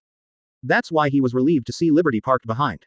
As long as he hasn't been chased by the silver-haired gang, he can at least live for a while. Maybe in this short period of time, he can figure out a way to escape from this ghostly place. Ah, Captain. At this moment, a little boy behind him who was standing by the side of the boat yelled and was swallowed by a long strip of empty fish that broke through the sea of clouds, including the man and the side of the boat. B*************** D, damn it. Kron kicked his legs on the deck, and with a whoosh, he appeared directly next to the empty fish's head, clenched his fists, and hit the empty fish's head without hesitation. Boom. Kongyu's head was directly crushed by Cologne's fist, and then the entire empty fish shrunk rapidly like a leaking balloon, floating in the sea of clouds. From the remaining body of the empty fish, a wriggling humanoid body could still be seen. It seemed that his little brother was still alive, but Colin just glanced indifferently and then looked away. It seemed that he didn't intend to rescue him. Obviously, the reason for his anger just now was because the empty fish destroyed his boat, not because his little brother was eaten by the empty fish. He couldn't protect himself right now, so how could he have the energy to take care of his little brother? Right now, he just wants to. I only think about how to escape from this sea of clouds quickly, and the others don't matter. It doesn't matter if all his little brothers are dead. This guy is really inhuman. On the bow of the Liberty, Sorata, who was lying on the guardrail, happened to see this scene. He raised his wine gourd and took a sip, then looked away, turned his head to look at the kitchen behind, with the corners of his mouth raised, and a smile appeared on his face. Sailing is not a one-man job. And he's not Mahawk. So he can't do without his companions. If he left them, he might lose interest in going to sea. After all, he is also a person who likes to be lively and doesn't like to be alone. Chapter 169 Graveyard. After a while, the friends brought out large and small plates of various fish dishes from the kitchen and placed them on the lawn in the middle of the boat. Awa was the last to appear. Instead of holding a plate in his hand, he was pushing a huge grill. And on the grill was the biggest empty fish, Brother Octopus, they killed just now. Sorata, it's time to eat. It is good. Sorata stood up straight, glanced at Cologne who was fighting passionately in the distance, then turned around with a smile on his lips, and walked towards his companions. This is the first banquet on Sky Island, and it was held in the old lair of the empty fish. There is another pirate ship next to it, which is performing a show of killing empty fish for them, so that they have some other interests besides eating. An hour later, after everyone was full of food and wine, they all lay down on the lawn in the middle of the deck and rested. The lawn was in a mess, and no one wanted to wash the dishes. Even Ahua rubbed his belly with his hands, leaned his back on the mast, and looked at Sorata with expectations in his eyes. You guys. Sorata shook his head helplessly, stood up, and thought. The bones, food scraps, plates, and cutlery on the deck immediately flew up, heading towards the side of the ship, as if Sorata was about to throw these things away. But none of the people lying on the ground stopped Sorata. Obviously, they have seen such a scene, and they have seen it more than once. All kinds of things that fell into the sea of clouds stirred in the water for a while, leaving the bones behind, while the plates and many tableware were under Sorata's control, like a white thread, flying into the kitchen and landing in the kitchen in the cupboard. Ha ha. Seeing the kitchen utensils flying into the kitchen, Awa regained his energy immediately, as if the decadent figure just now was not him. He looked away, turned his head to look at Sorata and said with a smile, Sorata, your ability is so convenient. As he spoke, he raised his hands and put them in front of his eyes. If I wash it by hand, I don't know how long it will take. Okay. Don't you just want to be lazy? Sorata shook his head, took a funny look at Awa, then glanced at everyone, and looked up at Cologne who was still fighting in the distance. I've eaten my meal. It's time to set sail. I'll come back as soon as I go. Let me see what this guy's treasure map is. As soon as the voice fell, his figure disappeared in place. The people who were lying on the lawn and resting, after hearing Sorata's words, immediately sat up and looked at each other with silent smiles on their faces. Then one by one, they all stood up, walked quickly to the side of the boat, leaned on the guardrail, and looked at the sailboat in the distance, looking lively. On a broken sailboat, Cologne's mandrill had just killed an empty fish, and was panting violently with his hands on his knees. After more than 2 hours of continuous fighting, most of his physical strength has been consumed. He is not a monster, so he can't fight here for days and nights. I have to find a way to escape. But how to escape? You must know that there are groups of empty fish under this sea of clouds. These beasts can't be killed all the time, staying here is just waiting to die. And to escape in the small boat that came with their sailboat, it would be even more courting death. So at this time, he has reached the point where there is no escape. Huh, advertisement. What? Cologne raised his head and looked around suspiciously. Why hasn't the strange fish attacked him for so long? Could it be that he was afraid of being killed? Impossible. Colin shook his head. After fighting these guys for so long, he already knew that these guys were a group of completely irrational beasts. The beasts would not be afraid of being killed by him, they would only be stimulated by the smell of blood to become more violent. It's not that he was afraid of being killed, so what was it? As if he had thought of something, Cologne, who was exuding a fearless and irritable aura just now, suddenly felt like a 7-inch snake being choked by someone. The whole person was suddenly full of vigilance, and the brown hair on his body stood on end as if electrified. He didn't dare to raise his head, the sweat kept pouring out like an unstoppable flood vent, and then quickly wet the hair all over his body, along the tip of the hair. Drop, drop, drop, dripping to the ground. After a while, it gathered under his body and formed a large pool of water. Well, did you find it? Sorata stands on top of the ship's only mast. The strong wind rattled his clothes and hair. The blue pupils looked at Cologne below, as if looking at an ant. In his small body, there was an aura that suppressed the entire sea of clouds. Countless empty fish around Joe that were about to break through the sea of clouds suddenly stopped their forward bodies, as if there was something particularly terrifying on it. They panicked, turned their heads quickly, and turned back towards the depths of the sea of clouds. Although killing cannot make them afraid, empty fish are also life. As long as they are life, they will cherish their lives, and they have a sense of danger, especially wild animals. Hey, pirate, can you show me your treasure map here? Who are you guys? What are you doing standing there? Before Colin could open his mouth, his little brothers yelled at Sorata loudly, then with blood-red eyes, raised their guns, and pulled the trigger at Sorata. Do not. Cologne only came to say a word urgently, and the bullets of the boys rushed out of the barrel and shot at Sorata. It's really courting death. The indifferent voice resounded in every pirate's heart, and then they found that the surrounding space seemed to be completely frozen by some force at some point, making their bodies unable to move at all. Even the bullets they shot just now, both hover outside their barrels. And in front of the barrel, you can even see the smoke and sparks from the bullets.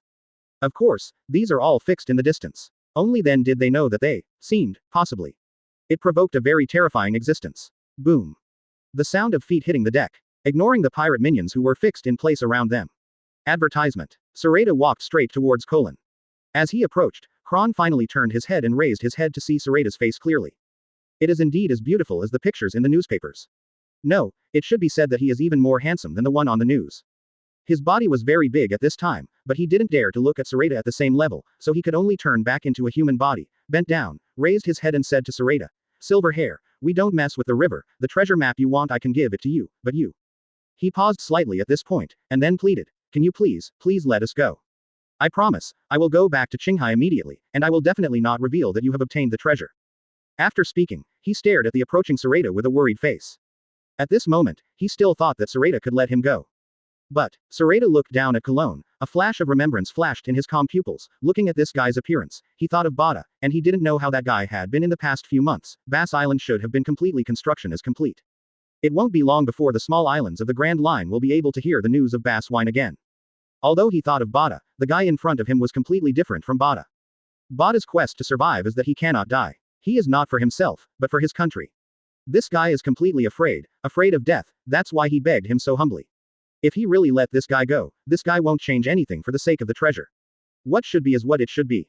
However, even if this guy really gets better in the future, Sorata will not let him go. If he believes in evil, he should go to hell. How can he put down the butcher knife and become a Buddha? Colin suddenly found that his body could not move, as if the space around him suddenly froze. He turned his head and looked at Sorata, his eyes were full of longing for life. Not too much nonsense about the pirates on board, and certainly not about Cologne. The space that wraps the pirates is constantly squeezing towards a point in the center. The pirates stared and struggled non-stop, but to no avail. After a while, the pirates on the deck were all squeezed into balls by the space. With a treasure map in his hand, Sorata jumped onto the bow of the dilapidated sailing ship, turned his head and glanced at the purgatory on the deck. His eyes did not fluctuate. He thought for a while, then stretched out his right hand, and slapped the sailboat from the air. It was as if the sailboat had been slapped by a pair of invisible hands, and it was directly smashed into pieces. On the sea of clouds, a huge palm imprint was formed. Sorata turned around, and the figure disappeared in place, ignoring the shouts of many pirates who had been hiding in the cabin of the sailboat as the sailboat shattered and fell into the sea of clouds. If they can survive in this empty fish's nest, they can survive at an altitude of 10,000 meters. Then they are really the children of the world. Sure enough, after Liberty disappeared into the sea of clouds, those empty fishes that had been hiding in the depths of the sea of clouds rushed out again. They opened their bloody mouths wide, scrambling towards the sea of clouds, hugging the plank, and the fast-moving pirates bit it. After the empty fish finished eating the pirates, they didn't know if they were not full, or because they had been suppressed by Sorata for a long time, and once they released their irritability, they couldn't control it. So they killed each other again. It caused the sea of clouds to keep churning, and the blood stained the clouds, and it was not until a long time later that it returned to calm again. No one knows how many pirates are buried in this sea of clouds, just like no one knows how many empty fish are under this sea of clouds. This is not paradise, but a cemetery. Chapter 170.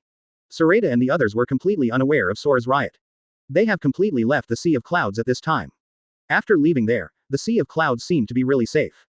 Calm. The Liberty sailed quickly in this empty sea of clouds, like a flat boat in the sea, small and lonely. On the bow deck, everyone gathered around the coffee table, all looking at Sorata.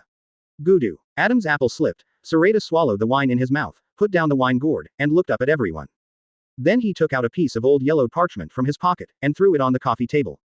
Haha, if you want to see it, just watch it. Sorata left the reclining chair with her back, sat cross-legged on the reclining chair, stretched out her hand and pointed at the map. No, let's go here for our purpose. City of Gold. Everyone's eyes turned to where Sorata pointed. In the upper right corner of the map, a circular island was drawn, but a piece of island was missing, and in the upper right corner of the island was a golden house with the words, City of Gold, written on it. Is there really a City of Gold? Adao put the cigarette between her fingers in her mouth, then bent down to pick up the treasure map, raised her hand, and looked through the sunlight. Don't be fake. Whether he is fake or not. Aluo snatched the treasure map from Adao's hand, and stared at the route marked on the map with excitement. With this map, we'll be able to actually get to Sky Island very soon. As he spoke, he turned his head and looked towards the front of the ship, his eyes filled with anticipation. I don't know if those Sky Island people are really all angels. I can't wait. Everyone looked at Aluo, and then looked at the front of the ship, with anticipation in their eyes. They are interested in the treasure, the City of Gold, but there are not many. So what if there is more gold? They are not short of money. What they care about is the route on this treasure map, and they care that this treasure map can quickly lead them to find the real Sky Island. Although they didn't care, there was a person on the boat who cared very much. After seeing the map, Robin kept his head down, thinking. It was Kuina who was careful, and after noticing Robin's strangeness, she hurriedly asked softly, "What's wrong?" Miss Robin. Fine. Robin came back to his senses, raised his head and smiled at Kuina, then reached out to Alo and said, Alo, can you show me the map again? Ah. Oh. Advertisement. Aluo turned around, glanced at Robin, and quickly put the map in Robin's hand. Take it. Thanks. Robin took the map, opened his hands, and looked at it seriously. Is there anything wrong? Kuina stood beside Robin, tilted her body, tilted her head forward, looked at the map and asked. It's nothing. Robin put down the map, looked up at everyone, and said, I once read a book, and that book recorded a golden city. Okay. Robin's words immediately attracted everyone's attention. They turned their heads to look at Robin, their eyes flashed with searching light. Hee hee. Don't look at me like that. Robin chuckled, paused for a moment and continued. the book I read made the protagonist a big talker. So I don't know if it's true, but I just saw it on the map today. I just remembered the city of gold I mentioned. Also, according to the book, that golden city is on an island in the sea, not on Sky Island, so I think even if it's true, it won't be the same island or the same city. Oh, everyone sighed in disappointment, then quickly recovered, turned around, lay on the guardrail, and continued to stare excitedly ahead, as if there was something special in front of the ship, and they couldn't get enough of it. A big talker. Sorata looked at the map with an inexplicable gleam in his eyes. Only he here knows that the map is real, the book Robin read, and the golden city mentioned in the book are also real, they are in the same place, which is the place marked on the map. He didn't know where the pirates found the treasure map. It didn't appear in the original book, so it must have been buried directly in the previous empty fish lair. After all, even without them, those pirates would not be able to escape. 2 days later, Liberty came to a break in the Sea of Clouds. In the past 2 days, they passed through 3 Sky Islands, and saw various cultures on the islands different from Shanghai, that is, what Sky Island people call the sea below, and various shellfish. Of course, I also tasted a lot of unique food. But they didn't eat it in restaurants on the island, or at the residents' homes, but they found it in the woods beside the island's beach. The residents here seem to be afraid of them. As long as one sees their boat, the first reaction is to hide. When they landed on the island, the streets of the island were basically empty. They can also understand the rejection of these Sky Island aborigines. After all, this can be said to be the first front line to Sky Island. As long as the pirates who come to Sky Island through the sky, no matter how good or bad, they will come here more or less. If the pirates who come here are good pirates, it's okay to say that at most they are looking for some food and will not harm the residents here. But if it's an evil pirate, don't even think about it, he can also know what happened here. For those pirates who do all kinds of evil, discovering Sky Island is no less than discovering a new continent. It would be strange if they didn't vent their anger and rob. However, it is a pity that in this world, there are pirate groups for the purpose of adventure, but they are indeed pitifully few, so most of the pirates who can come here are real pirates who do all kinds of evil. They took such a big risk to come here, if they don't grab something to go back, how can they face those dead brothers, how can they face their wanton life? Advertisement. This has also led to the fact that the aborigines here hate the new ship very much. Even if they don't know whether the ship is a pirate, they will hide immediately instead of confirming that it is really harmful. After that, he hid. Because there are really too many lessons learned. At the first sight of the empty street, Sorata's group knew what the residents thought, so they didn't stay on any Sky Island, and after walking around, they left straight away. Sorata, there seems to be no road ahead, what should I do? At the bow, Kuina stood on the right side of Sorata, turned her head to look at him, then turned her head, lying on the guardrail, looking at the sea of clouds that kept falling down in front of her. Sorata glanced down at the Yunhai waterfall in front of her, then retracted her gaze and looked left and right. There is really no way. No wonder there are so few pirates who can reach Angel Island. It turns out that there is a huge fault on this route. Ordinary pirates really can't get through here, of course, they can't get down either. Because this cloud sea waterfall is vertical. However, judging from the route on the map, it should have been possible to pass here more than 100 years ago. It seems that something should have happened here in the past 100 years to cause a fault to appear here. He knew that there were other routes to Angel Island, and there should be safe passages for other routes to go directly to. But that's no reason to stop them. He didn't have the patience to find some safe passage. Besides, their ships are not comparable to those ordinary pirate ships. So, Sorata turned around and shouted to the rear wheelhouse, "Adao, drive straight down, and leave the rest to me." To understanding, Adao in the wheelhouse stretched out her hand, and made an, "Okay," gesture to Sorata through the glass, then put her hands on the steering wheel, raised her head and stared ahead, a trace of excitement flashed in her calm pupils. He likes to be stimulated. Without thinking too much, he pressed the button in the middle of the steering wheel, and the Liberty, which was slowly heading towards the huge waterfall ahead, was like a rabbit who had suddenly taken a stimulant, with red eyes and a bang, moving forward quickly shoot. When we got to the edge of the waterfall, with a whoosh, we rushed out from the huge fault in the sea of clouds. The feeling of weightlessness hits instantly. The people on the boat hurriedly pulled the objects around them, their bodies floated in the air, followed the boat, and quickly fell down. On the windmill at the bow, Sorata's feet seemed to be attached to the windmill. No matter how the boat accelerated, he didn't move a single bit. 3,000 meters, 2,000 meters, 1,000 meters, 500 meters, 10 meters, 1 meter. Suddenly, the Liberty, which was falling rapidly, seemed to have been immobilized by someone, from moving to still, and stopped in an instant 1 meter away from the sea of clouds below. Boom. However, the shock wave brought by the high-speed fall rushed from the bottom of the ship to the sea of clouds below in an instant. Amidst the loud noise, the sea of clouds instantly dented a hole the size of a boat. Then the shock wave spread, stirred up the clouds, and swirled waves, rushing towards the surroundings non-stop. After waiting for a while, when the clouds under the ship recovered, Sorata put away the domain and gave up control of Liberty and her partners. What? Cool. As soon as the field was put away, Arlo's excited voice came from the top of the mast. Then came Adao, Awa, and everyone on board. Chapter 171. In this world, there are no ifs. After everyone vented their excitement, the Liberty once again fanned its sails and headed for the distance. After half a day, looking at the familiar picture that reappeared ahead, Sorata, who was sitting on the railing at the bow and holding a fishing rod in his hand, smiled. Finally, we're almost at our destination. Angel Island should be the largest island among the many Sky Islands. There are not only the Aborigines of Angel Island, but also a part of Gaia Island below, which is the Golden City, Shandora, that came up with the rising sea current. It's just that it's not called Shandora now, but an island where gods live. There are also the descendants of Shandora 400 years ago, the Sandia family who now live in Cloud Shinobi Village. The Shandia family and the Angel family on Angel Island have been fighting all year round to compete for a Payato. Shandia is to recapture the land that originally belonged to them. The Angel family is to protect the land given to them by God. So the two races would not let anyone else in. It was not until the appearance of the new generation of God Gonfoer on Angel Island that the hatred between the two races was gradually broken. Originally, as long as under the leadership of Gonfoer, the god who was committed to the peaceful coexistence of the two races will share a Payato sooner or later. But, 4 years ago, a character appeared that made the two races completely unable to resist. That's Enel. This guy is the ability user of Thunder Fruit. He forcibly occupied the god's seat and ruled Sky Island. Then it was ordered that a Payato became his private territory, and no one was allowed to step in. As long as you step in, you will be punished by God. What? A sudden roar interrupted Sorata's reverie. He raised his head and looked at the island cloud above the left front. I saw a man wearing a bullhead mask, bare-chested, with 2 small white wings on his back. I don't know if it's real. It's said to be an ornament, holding a shield in one hand and a huge gun barrel in the other. Who was stepping on 2 semicircular things with both feet, jumped out from behind Shimagumo. The man landed on the island cloud without any pause, kicked his feet on the island cloud, and the island cloud immediately sunk down like cotton, and then the man borrowed the elasticity of the island cloud, and the equipment on his feet with the driving force. He leapt high towards the sky. During the lift-off stage, the man raised the gun barrel in his hand, carried it on his shoulder, pointed the muzzle at the Liberty, and pulled the gun barrel without hesitation when his body rose to the highest point. Trigger. With a loud bang, a black cannonball broke through the shackles of the gun barrel, and headed towards the Liberty amidst sparks and smoke. Advertisement. At the same time, Arlo, who was resting on the lawn in the middle of the deck, suddenly stood up, and quickly pulled out the Dark Hound at a speed invisible to the naked eye, with red lights shining in his eyes. Snapped. The translucent bullet broke through the space and appeared directly in front of the cannonball at a speed that was completely incomparable to the cannonball. Then it shot through the cannonball effortlessly, and then shot into the masked man's head with a puff, under the horrified eyes of the masked man. At this moment, the masked man felt as if the time around him had stopped. His mind was running at high speed, thinking about all kinds of things non-stop. He never dreamed that he, who often hunted people from Shanghai, would be buried in this sea of clouds.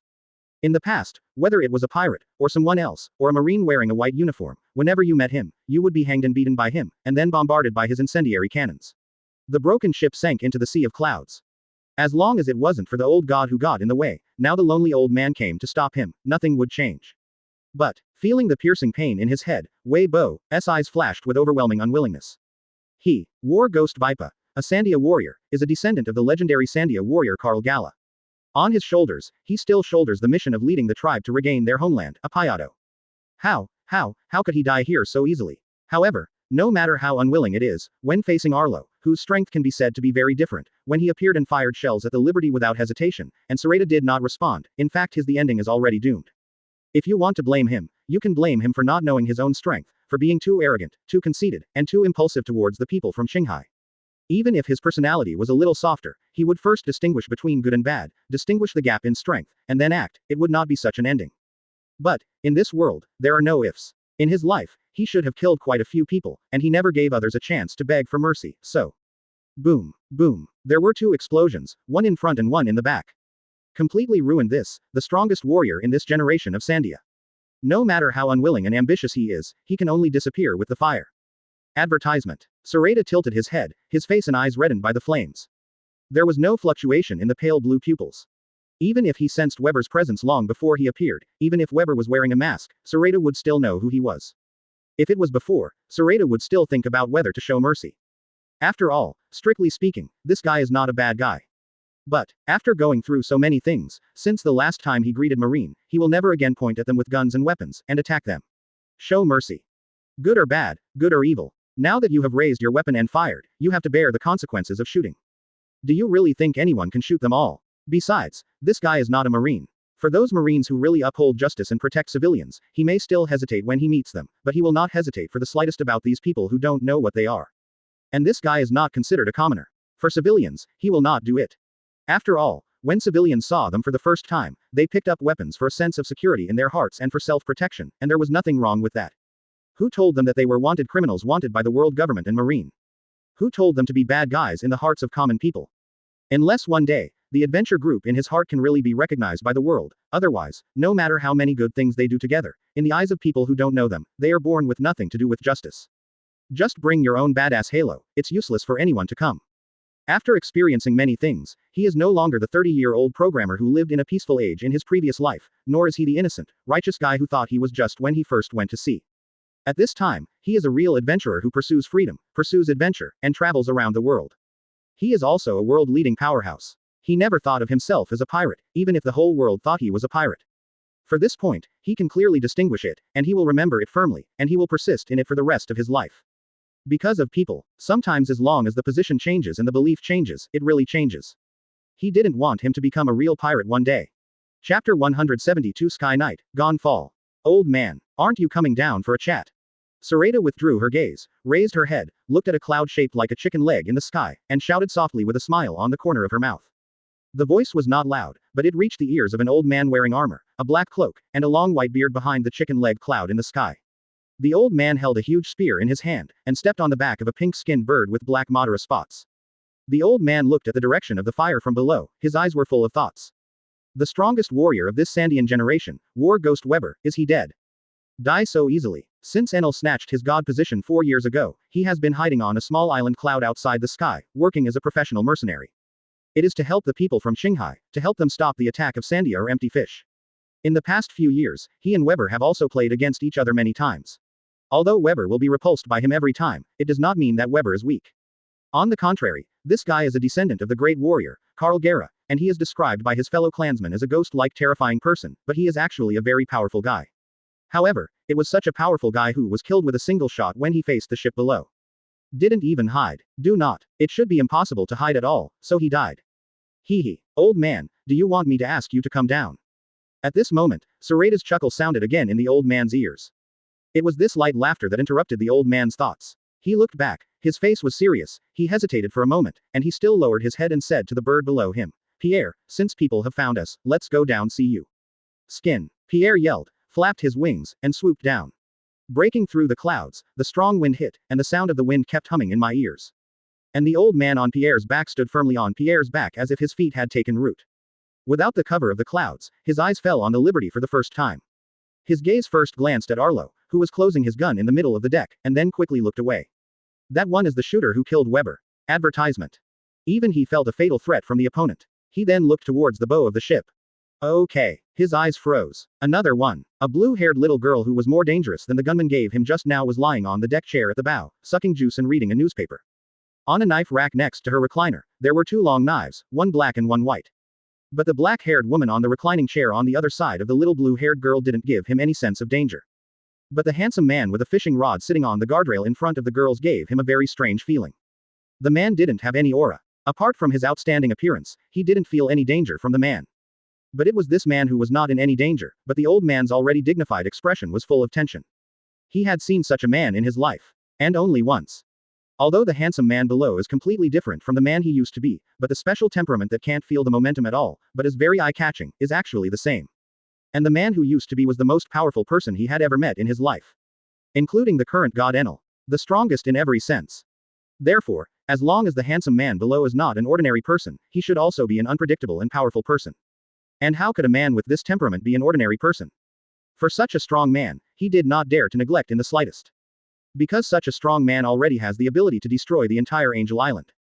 Not even Enel can stop it. Even if Enel eats the thunder fruit, which is known as the power of God, it is useless. So when he landed on the Liberty, he didn't dare to step on the guardrail like he landed on the Mary, but landed on the deck of the Liberty's bow. Skin. Pierre folded his wings, let out a loud cry, and stood proudly beside the old man. The old man stood upright on the deck, with a huge gun in his hand, the tip of the gun on the deck, and his hands on the top of the gun barrel. Looking at Sorata, he said in a serious tone, I don't know why this gentleman asked me to come down. Advertisement. Why don't you introduce yourself first? Sorata said without looking back, then held the fishing rod in her right hand and pulled it upwards. Immediately, the sea of clouds on the left front of the Liberty seemed to be about to rush out, and the surface of the sea bulged upwards, and then a huge empty fish with a flat body was pulled up by Sorata. It's the dustpan fish again. Hearing the movement, Awa, who was sitting cross-legged on the middle deck wiping the kitchen knife, immediately stood up, rushed to the bow, and stood beside Sorata. He looked at the flat and empty fish on the Sorata fish ditch, with a look of disappointment on his face. They are almost tired of eating this kind of flat fish these days. Because they catch a lot of fish, they even named this kind of fish, which is, dustpan fish. Just like what Sorata thought at the beginning, no matter how delicious fish is, if you eat it every day, you will always get tired of it. No, it was only 3 days before and after. This guy Ahua despises this kind of empty fish that they just met and whose eyes shine. Don't you want to eat? No, it's just a bit tired of eating, and I want to change the taste. Haha, you be asterisk asterisk asterisk asterisk asterisk D. Sorata pulled the empty fish closer, and quickly inserted the fishing rod towards the empty fish. The fishing rod in his hand seemed to be a sword instead of a fishing rod. Whoosh! A streak of silver-gray sword energy quickly shot towards Kongyu from the tip of the fishing rod. No matter how Kongyu struggled, it was useless. The sword energy shot through Kongyu easily, and disappeared into the sea of clouds behind Kongyu. But Kongyu's struggling body immediately froze in place, and then quickly shriveled like a punctured balloon. Regardless of the size of this guy, only about 20 to 30 catties were left in the end. Sorata pulled the fish up, took off the hook, and threw both the fish and the fishing rod to Awa. Didn't you see any guests? Hurry up and cook. Oh. Ahua took the fish and fishing rod, turned around, and stopped his eyes on the old man for a while, then quickly walked down the bow and headed for the kitchen behind. When Ahua appeared, the old man had no chance to speak. After Ahua left, he looked up at Sorata and spoke calmly. It's really impolite to ask people questions right from the start. As he spoke, he let go of both hands and raised the gun, and changed to holding the gun with his right hand, then took a step forward, put his left hand on his lower abdomen, and bent slightly towards Sorata. You can call this old man, Gonfall. I am a Sky Knight and a professional mercenary. I don't know what to call my husband. What advice do you have? Chapter 173. So, does this golden city really exist? Ha ha. Sorata jumped off the guardrail, walked to Gonfor, and said softly, don't be so nervous, we are not bad people, nor are we bloodthirsty people. Not a bad guy. For this, Gonfall can feel it. But, not a bloodthirsty person. Gonfall straightened up, and couldn't help turning his head to glance at the burning sea behind the Liberty to the left. Ha ha. Sorata followed Gonfall's gaze and laughed at the distant flames. This guy attacked us first, we didn't provoke him. Since he has already shot, we just fought back. This guy can't handle it by himself, and he deserves it if he dies. Having said that, Sorata turned to stare at Gonfor, and said with a smile, am I right? Yup. Gonfall nodded, looked away, and said to Sorata, I haven't asked for advice yet. Ha ha. Sorata opened her mouth and smiled. I am the captain of this ship, you can call me Sorata, I am an adventurer. Hello. As he spoke, he stretched out his right hand to Gonfall. He doesn't dislike this former god, who has always been committed to making the Sandia people and the residents of Angel Island peacefully coexist, and loves his people, but also appreciates it. Adventurer. Gonfall looked at the gentle smile on Sorata's face for a moment. He has seen a lot of pirates. But self-proclaimed adventurers. In his decades of life. Never seen one. Hello. Sorata spoke again. Came back to his senses, and quickly stretched out his hand, but seeing that his hand was still wearing armor, he quickly stopped in the air, trying to retract it, and took off the glove. But just as he was about to take it back, his hand was grabbed by Sorata. Gonfor was taken aback for a moment, then quickly came back to his senses, held Sorata's hand instead, shook it up and down and said, hello, Sorata-san. Advertisement. After speaking, he let go of his hand quickly, looked at Sorata shyly, and smiled for the first time on his face. Haha, you laughed, Sorata-san. As he spoke, he bent down and gently placed the giant gun in his left hand on the deck, then took off the armor gloves on his hands and the helmet on his head, revealing those old hands and a head of snow-white hair. He put the armor on the deck, then straightened up and smiled awkwardly at Sorata. He did feel kindness in Sorata. He didn't know why, even though they had just met for the first time, Sorata could treat him as a guest without any scruples, and let the young man in chef's attire cook for dinner. From the looks of it, he should be staying for dinner. It's been a long time since he experienced this kind of hospitality from visitors from Shanghai. Ha ha, fine. Sorata smiled and waved his hands. Gone foul, Mr. Foul, it's okay if I call you that.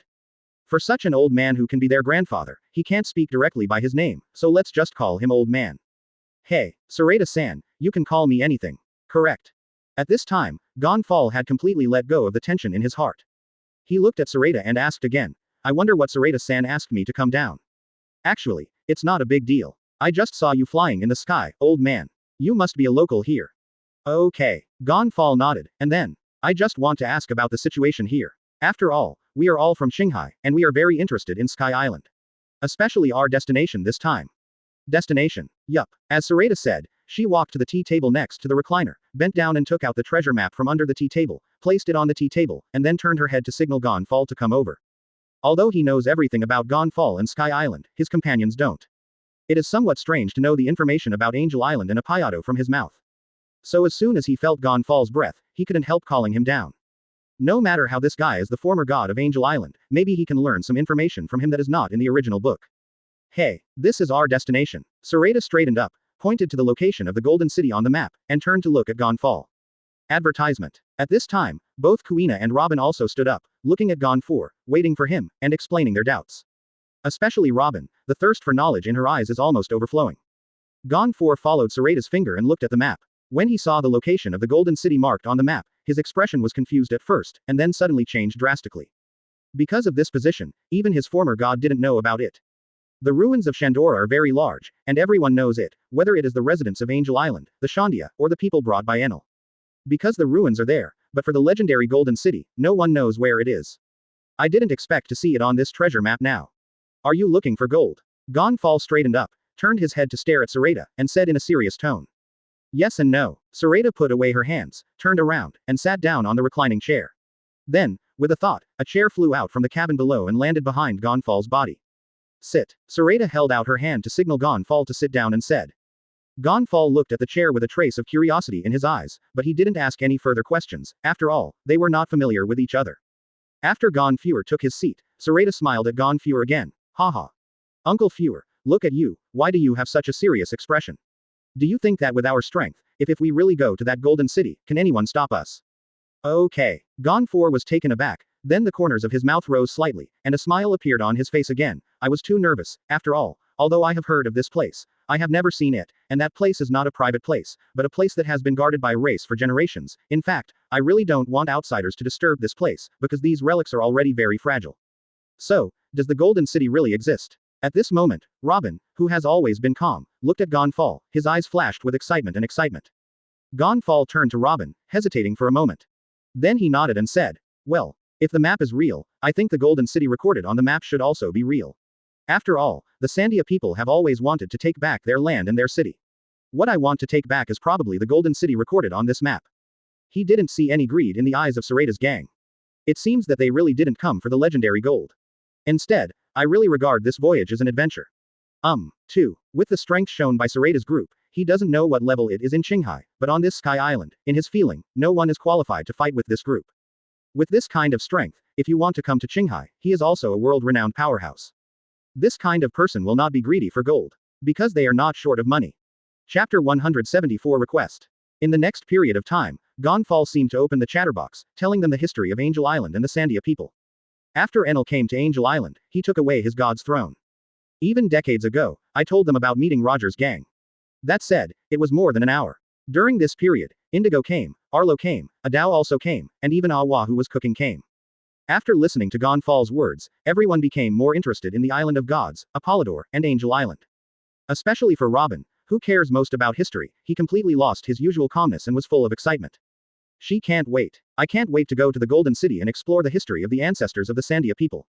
After Gonfall finished speaking, he picked up the teacup on the side, took a sip, and then made a move that surprised everyone. He gently put down the teacup, stood up, and walked to Sorata who was lying on the recliner and drinking wine. Then bend your legs and slowly kneel down. At this moment, everyone on the boat stared at Gonfall in surprise, but they didn't try to stop him. From the story the old man told just now, they could feel the old man's dissatisfaction, and the old man's dissatisfaction with their own lack of strength. And guilt for the oppressed people of Angel Island. However, although they are full of respect for this old man who is dedicated to the people, they will not easily promise anything, because in the end, only the boss of their team, Sorata, can represent them to promise anything. They also believed in Sorata, and believed that what Sorata promised was something that all of them would agree to. And will go for it, fight for it, fight for it. Boom. Gonfor's old body knelt straight out of Sorata's deck chair. The touch of his knees and the deck made a small but deep sound, which resounded in everyone's hearts. Deafening. Sorata put down the wine gourd, straightened up, sat cross-legged on the deck chair, looked at Gonfor, and didn't speak. He could know what the old man was thinking and what the old man begged him for. However, he would only help him if he heard it from the old man himself. This is not Sorata being indifferent. But, people are like this, only let him deeply understand that hard-earned, he will cherish it even more. He is not a saint, he also has emotions, and he also likes to be loved and respected. But this is not the reason why he must help others. What he wants is actually very simple. That is the person who came to beg him, just speak up in person, and that's fine. Advertisement. Whether it is Kokoja, or Bath, or the cruise ship in Alabasta of Gamma Kingdom. In fact, he found a reason for himself to make a move. Although some reasons are ridiculous and naive, as long as there is a reason to make a move, it's fine, isn't it? Although there was no reason in the end, he would still shoot. But having a reason is better than having no reason. Even if I say that I don't like this villain, I just want to kill him. Such a ridiculous reason is also a reason, isn't it? Man, it is impossible to do things without a reason. If there is no reason, then it is not doing things, it is following one's inclinations and lawlessness. He is a human being, and he still can't achieve the level of God's lack of desires and desires. Gonfor raised his head, looked at Sorata's blue eyes, which were extremely extraordinary at first sight, and said with self-deprecation, Sorata-san, old man, don't I look very embarrassed? Sorata didn't speak. Gonfor collected his thoughts, his face became serious, he bent down to Sorata, put his head on the deck, and said loudly, Sorata-san, please, save Angel Island, save the countless residents on Angel Island, I am here to beg you. Sorata looked down at Gonfor, a smile appeared on his calm face, and he thought. Gonfor's body straightened up involuntarily, even if he exerted all his strength, he couldn't shake the force that made him stand up. At this moment, Sorata stood up from the couch, walked up to Gonfor, looked at him and smiled, is there any wine? Gonfor didn't react for a moment, he looked up at Sorata blankly. Is there any wine? Sorata spoke again. Seeing the gentle smile on Sorata's face and hearing the kindness in his voice, Gonfor came to his senses this time, and he quickly said, yes, yes, yes, although we Sky Island drinkers don't there are many, but in order to entertain the guests who come here, we still have a brewery here, Sorata-san, as much as you want, we can brew as much for you. Ha ha. Sorata bent down, put his hands through Gonfor's arm, helped him up, then patted him on the shoulder and smiled, that's what you said. You must know that I drink very well. And, I'm very picky, don't drink it badly then don't blame me for turning my face. How could be? Although we don't know whether the wine from Sky Island is better than the wine from Qinghai, but I have also drank the wine brought by other Qinghai people, and I don't feel much difference from our wine, even because of the wine from our Sky Island. Due to the special geography, I think the wine we brew here is even more delicious. Gonfor looked at Sorata, the smile returning to his face. He already felt from Sorata that Sorata had agreed to his request. With Sorata and his gang around, it shouldn't be difficult to get rid of Enel. Although he had only seen Arlo make a shot, it didn't affect his judgment on himself. He firmly believed that this extremely handsome young man with extremely extraordinary temperament must be a peerless powerhouse. It is good. Sorata shouted loudly, then said to Gonfor in a serious tone, I agree to your request. Advertisement. Then the serious expression on his face disappeared quickly, and he smiled again, then turned his head and smiled at the crowd watching. Let's eat. After eating, go to the island of gods, Apayado. Go and meet that god and what are his priests. Ha ha. No matter what it is, I can kill him with one shot. There was a smile on the corner of Arlo's mouth, he raised his left hand to touch his hair, and held the dark hound in his right hand, raised his head, and said stinky fart. Just you. Awa pushed the frame of the mirror, and squinted at Aluo, you can't even beat me, and you still want to beat God, so leave that guy to me. As he spoke, he raised his hand and clenched it into a fist, did you see my fist the size of a sandbag? Punch down. Don't talk about false gods, even if a real god comes, you have to kneel down. Ha ha ha ha ha. You. Aluo turned his head to stare at Awa, with a flash of anger in his eyes, do you want to fight again? Hit and hit, whoever is afraid of whom. Awa put down his fist, pulled up the sleeve on his arm, turned his head and shouted at Aluo, come on. I haven't fixed you for a long time. Today, let you know that the fist of the uncle is not you that embroidered pillow is comparable. Court death. What? Aluo clenched his hands into fists, roared, and rushed towards Awa. What? Ahua also roared, and also rushed towards Aluo. It seemed that the two were about to collide. A pink figure, like teleportation, appeared directly next to the bodies of Awa and Aluo who were about to collide. The body was not tall, but it exuded an aura of a big devil, as if blocking the sun that's it, so that Ahua and Aluo are all in the shadow of the visitor. Enough. Boom, boom, hiss. It hurts, it hurts. Adao held the cigarette between the index finger and middle finger of his right hand, handed it to his mouth, bit the cigarette holder, took a deep breath, then left the mouth with the cigarette between his fingers, his right hand gracefully hung on the right side, glanced sideways, squatted on the ground, hugged with their heads down, Ahua and Aluo, who kept puffing their mouths, opened their mouths to spit out a puff of smoke, and a trace of contempt flashed in their eyes.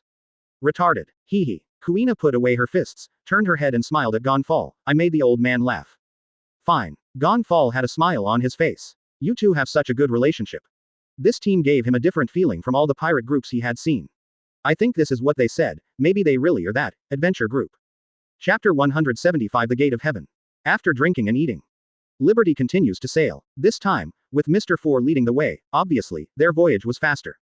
After a while, they passed through the gap between countless island clouds and stood at the real entrance of the Kingdom of Gods. Looking at the huge waterfall behind the arched gate, and the man-made spiral cloud path behind the waterfall, everyone was amazed again.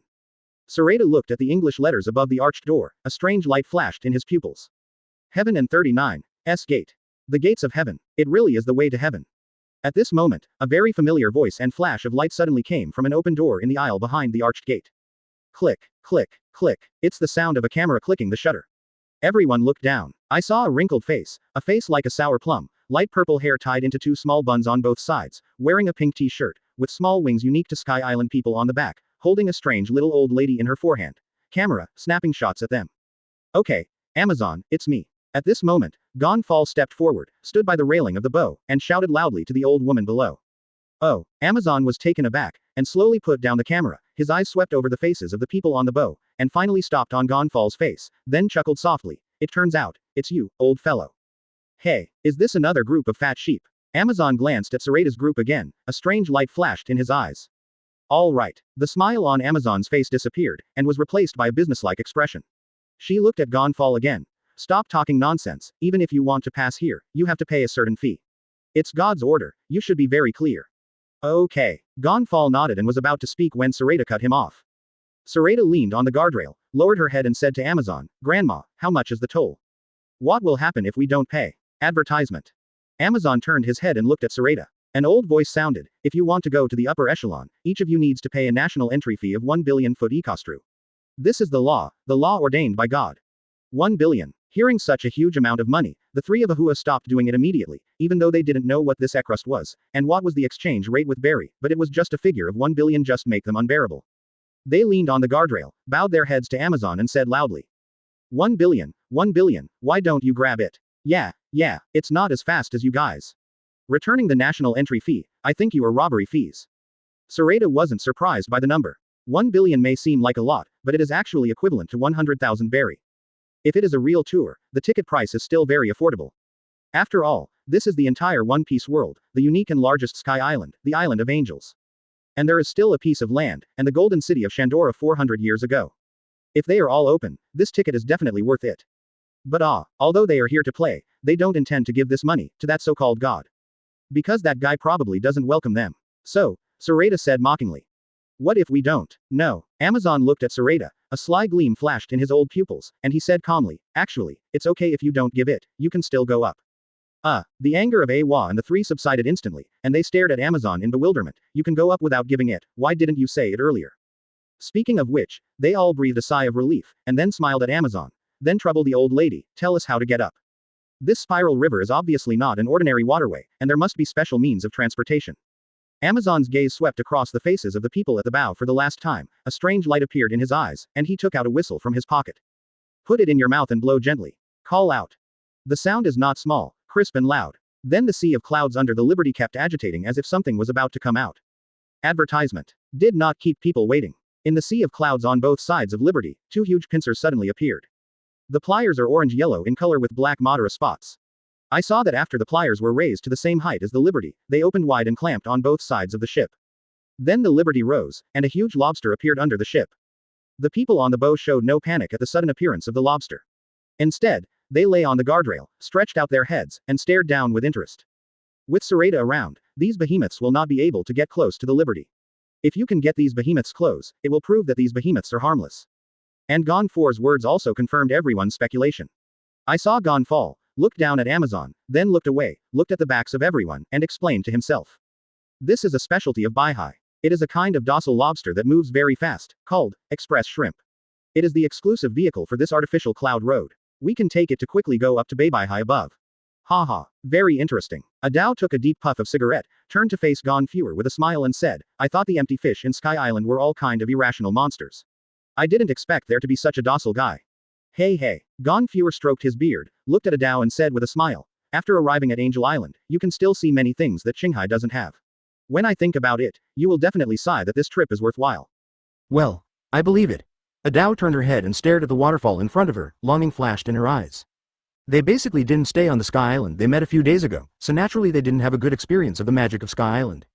This is the kingdom of God, which is not easy to see here, they will have a good time for a few days. At this moment, the express shrimp under the Liberty seemed to have finished its preparations, and suddenly launched, with its tail in front and its head behind, like a bullet, it quickly rushed towards the waterfall behind the giant arched door. This speed is almost comparable to their speed on the heavenly road. Goodbye, old woman. When leaving, everyone on the boat, except Sorata and Gonfall, also greeted Amazon. They thought at first that the old woman was a friend of Gonfall's. Thought it was because of Gonfall that the mother-in-law would let them go up there. However, the reality is just the opposite. When the Liberty had just left and had not boarded the real artificial cloud, Amazon looked at the tail of the Liberty with a sly gleam in his eyes. He clasped his hands together, as if he was praying, and shouted loudly to the sky, "From the gate of the kingdom of heaven, monitor Amazon, and tell the Almighty God, and all the priests, that 7 illegal immigrants have entered the kingdom of God, including Gon-4, please grant them the punishment of heaven. Please grant them the sanction of the heavens." That old voice lingered for a long time inside the gate of heaven, as if it could really reach the god in her mouth. Chapter 176 Enel and his 4 priests Island of the Gods, a Peado. In the middle is a huge vine that is so huge that the top can't be seen at all. There is a shrine. The shrine is surrounded by walls. The ground is thick with island clouds. At this time, a battle is going on in the shrine. The 2 sides in the battle are Gadaz, one of Enel's 4 god-tier officers, and Om. Gadaz, also known as Nirvana, is the priest in charge of the trial of the swamp, with a survival rate of 50, symbolizing the joy, enjoy, anger, sorrow and joy. Possesses spray shell and cloud shell, which can generate swamp clouds. This guy is such an interesting character. It is characterized by a spiderfoot-like hairstyle, dressed in purple clothes, and basically keeps biting its upper lip and rolling its eyes. Om is the opposite of this guy. He is the priest in charge of the trial of iron, with a survival rate of only 0. He symbolizes sorrow, enjoy, anger, sorrow, and joy, not bad. This guy is a big bald man wearing sunglasses and a big sword made by tie-in on his waist. On the side of the battle between the two, there were still 2 very strange people standing. One of them was a very big fat man. He wears a yellow hat on his head, yellow gloves and shoes on his hands and feet, and there are several balls floating around. And he himself is sitting on a ball, having fun with himself. I don't know what this guy is enjoying. This guy is the priest in charge of the trial of the ball, with a survival rate of 10, symbolizing the joy, enjoy, anger, sorrow, and joy. He is a strange man who looks like a ball, and his name is Dawu. Next to him is a man who looks like a mouse, wearing an aviator hat and goggles. Next to the man's legs lay a bald strange bird. This guy is the priest in charge of the trial of rope, with a survival rate of 3, which symbolizes anger, enjoy, anger, sorrow and joy. It's called Sura. There, Sky Animal Husband, Om, Sky Knight, Shira, Mori, Dawu, and Sora Guard Chief, Nirvana. They are collectively known as the 4 priests of Sky Island, and they all directly follow the instructions of God, Enel. With the 4 of them, how could it be less, their real master Enel? Advertisement in the deepest part of the martial arts field, there is a pavilion. A shirtless man was lazily reclining on a chair in the attic. The man wears a white turban, long earlobes, and golden earrings on the tips of his ears. What he wears behind him is not the small wings unique to Sky Island people, but a ring with 3 hooked jade drums on 4 sides. The lower half of his body was wearing bloomers, no shoes, and bare feet with gold rings on the toes. The man was lying on the chair, with his left hand under his head, and an apple in his right hand. While eating the apple, he was watching the battle between Gadaz and Om with great interest. This guy is Enel, who bears the title of God. It was also this guy who came to Angel Island 4 years ago, took the throne of Gonfoer, and then ruled Angel Island with a brutal attitude until now. Maybe it was because he had watched it for a long time, or maybe he was bored. Enel swallowed the last bit of apple in his mouth, then threw the core of the apple aside, stretched out his hand and yawned, with a bored look on his face. What? At this moment, Enel, who was about to get up and leave, suddenly sat up straight, touched his chin with his right hand, and showed an excited smile on his face. Is there another interesting guy coming? And that old guy Gonfall. The old guy didn't hide out of the sky properly, but he dared to appear in the kingdom of God, within his perception range. Hope these guys can bring me some fun. Enel raised his head, stared at the priest who was still fighting outside, and laughed loudly. Yeah ha ha ha, okay, stop it. Hearing Enel's shout, Gadaz and Om immediately stopped in place. They looked at each other, one withdrew his fist, the other withdrew his sword, stepped back together, stood with the other 2 priests, and watched with them to Enel, await his instructions. Enel stopped them. There must be some people who don't know how to live or die, come to the island of gods. Sure enough, they didn't make them wait long. Enel glanced at the crowd and said, okay, you guys go back and prepare first. A group of interesting guys have come from Shanghai, and they should be coming to the island of gods. He touched his chin and thought for a while, then raised his head and smiled at the 4 priests. Yeah haha. I only want to come here this time. And that old man Gonfor, who is mixing with those Shanghai people, is really a tenacious old man. Advertisement. Gonfall. Gadaz looked up at Enel, a twinkle of excitement in his eyes. Leave the old man to me. He is the Sky Knight, and I am the Sky Knight. We happen to have a match. It's okay if the old guy doesn't come. If he comes, I will definitely let him come and go. People from Shanghai want to come directly to Apayado every time they come. The bald-headed Ohm sat cross-legged on the ground, lowered his head and pondered for a while, then raised his head and asked Enel, speaking of which, what is the purpose of these Qinghai people coming here? Okay. Enel paused, then put his feet down, reached out to pick up an apple from the fruit plate held by the maid next to him, leaned back on the chair, raised the apple in his hand, and bit into it.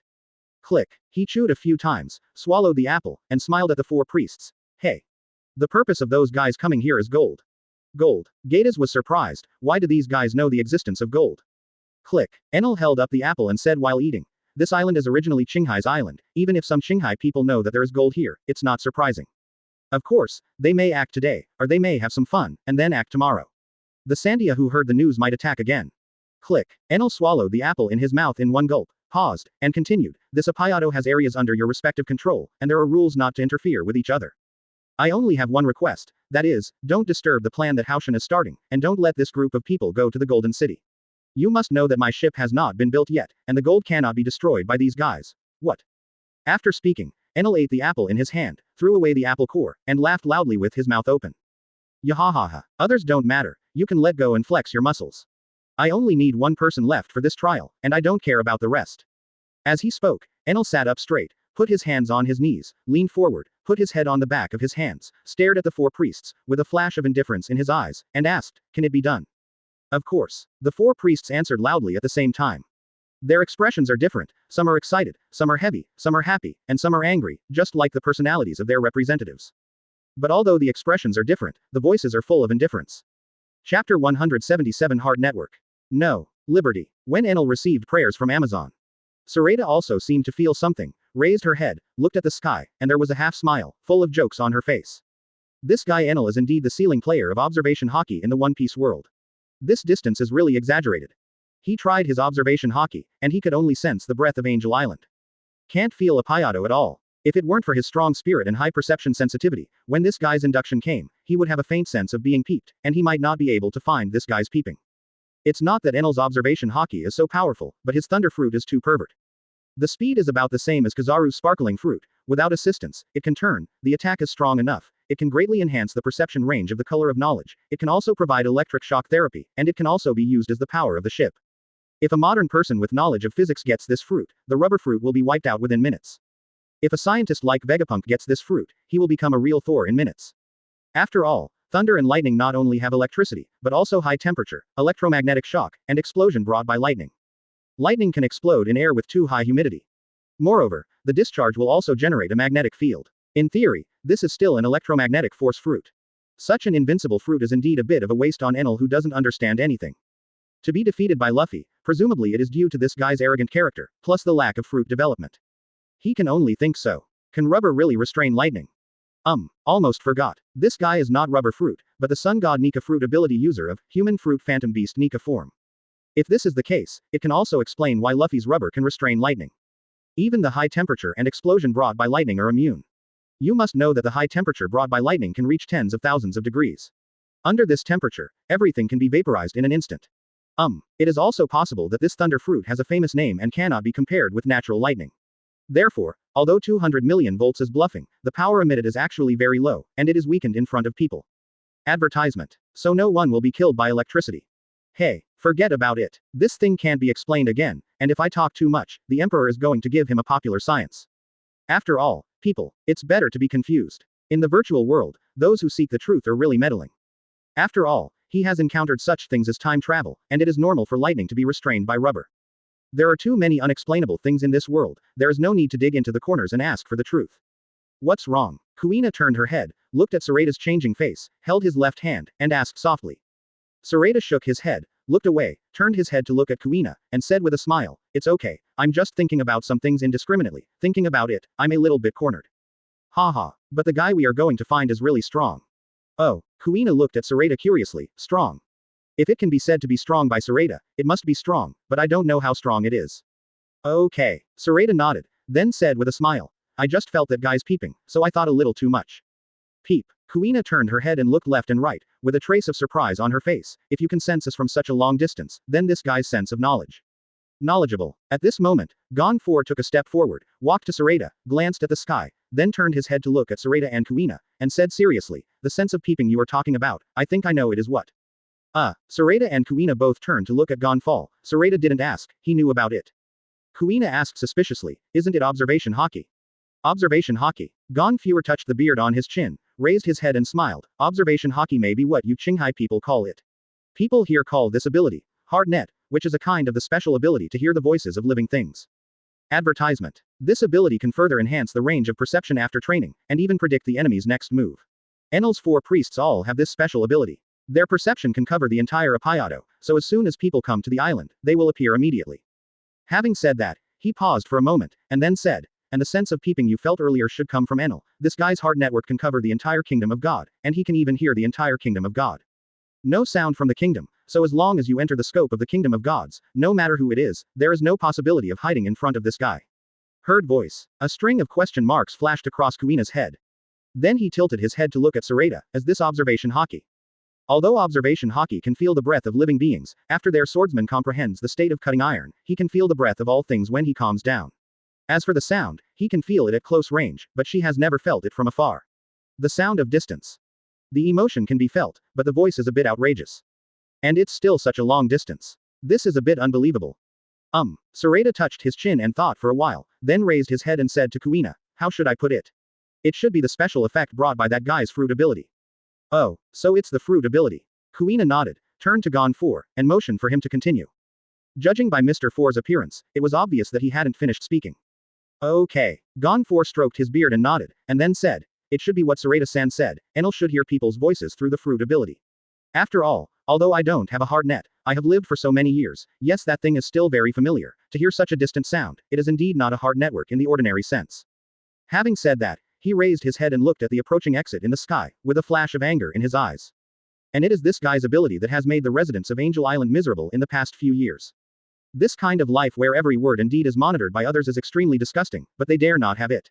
Obvious disgust, and you can only be careful when doing things, because if this guy perceives disrespect to him, he will be punished by this guy immediately. After speaking, he lowered his head and looked at the two of Sorata with expectation in his eyes. At this time, Enel should also know that we are coming, so he should arrange his priests in Apayado, set up their trials, and wait for us. Just wait and wait. Sorata shrugged indifferently, turned her head to look at the exit in front, swept her right hand around her waist, took off the wine gourd, and took a sip with her head up.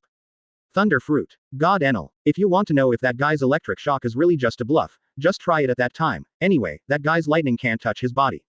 Sorata put down the gourd and looked at the exit above, with a hint of teasing on the corner of his mouth. Chapter 178 The Response of the Sandians. After a while, the express shrimp, carrying the Liberty on its back, popped out of the passage of the artificial canal. With the excitement of crossing the sky, everyone has nothing new about this cloud road. But at the moment when they came up, they saw the countless buildings hidden among the white clouds in the distance, which looked like a real paradise, and everyone's faces showed excited expressions at the same time. Although the distance is still a bit far, everyone can already feel the amazing charm of Angel Island. Adao held the cigarette between her fingers, exhaled a puff of smoke, and stared at Angel Island in the distance with her eyes. It's so beautiful. Yeah, the real heaven, that's it. Aluo leaned back lazily on the guardrail, tilted his head, looked at Angel Island, his eyes were also full of wonder. Awa glanced at Aluo and Adao, pursed his mouth, then looked at Angel Island, stuck out his tongue, and licked his lips. He has no feeling for the beauty of Angel Island, but he is full of expectations for the food of Angel Island. But now I'm going to get down to business, so it's just a look, and the Liberty is heading for a large green island in the distance behind Angel Island. Sorata withdrew her gaze, glanced at the three Ahuas who were still staring at Angel Island, shook her head, and smiled lightly. Get down to business first. After that god is solved, you can play however you want. I think the residents of Angel Island will definitely welcome you. Ha ha. Gon Fuer stroked his beard, smiled at the three of Adao and said, well. Although I am no longer the god of Angel Island, I can represent the people of Angel Island. Afterwards, you will definitely be treated like never before. Okay. The three of Ahua withdrew their gazes and stared at Apayado in the distance, with a flash of brilliance in their eyes. Then hurry up and get rid of that god. I still have to go and see that golden city. After all, I've come here, so I can't justify not going to see it. Angel Island. Advertisement. Countless local residents of Angel Island stood where they could see the sea of clouds in the distance, and looked at the Liberty with anticipation, fear, and more numbness in their eyes.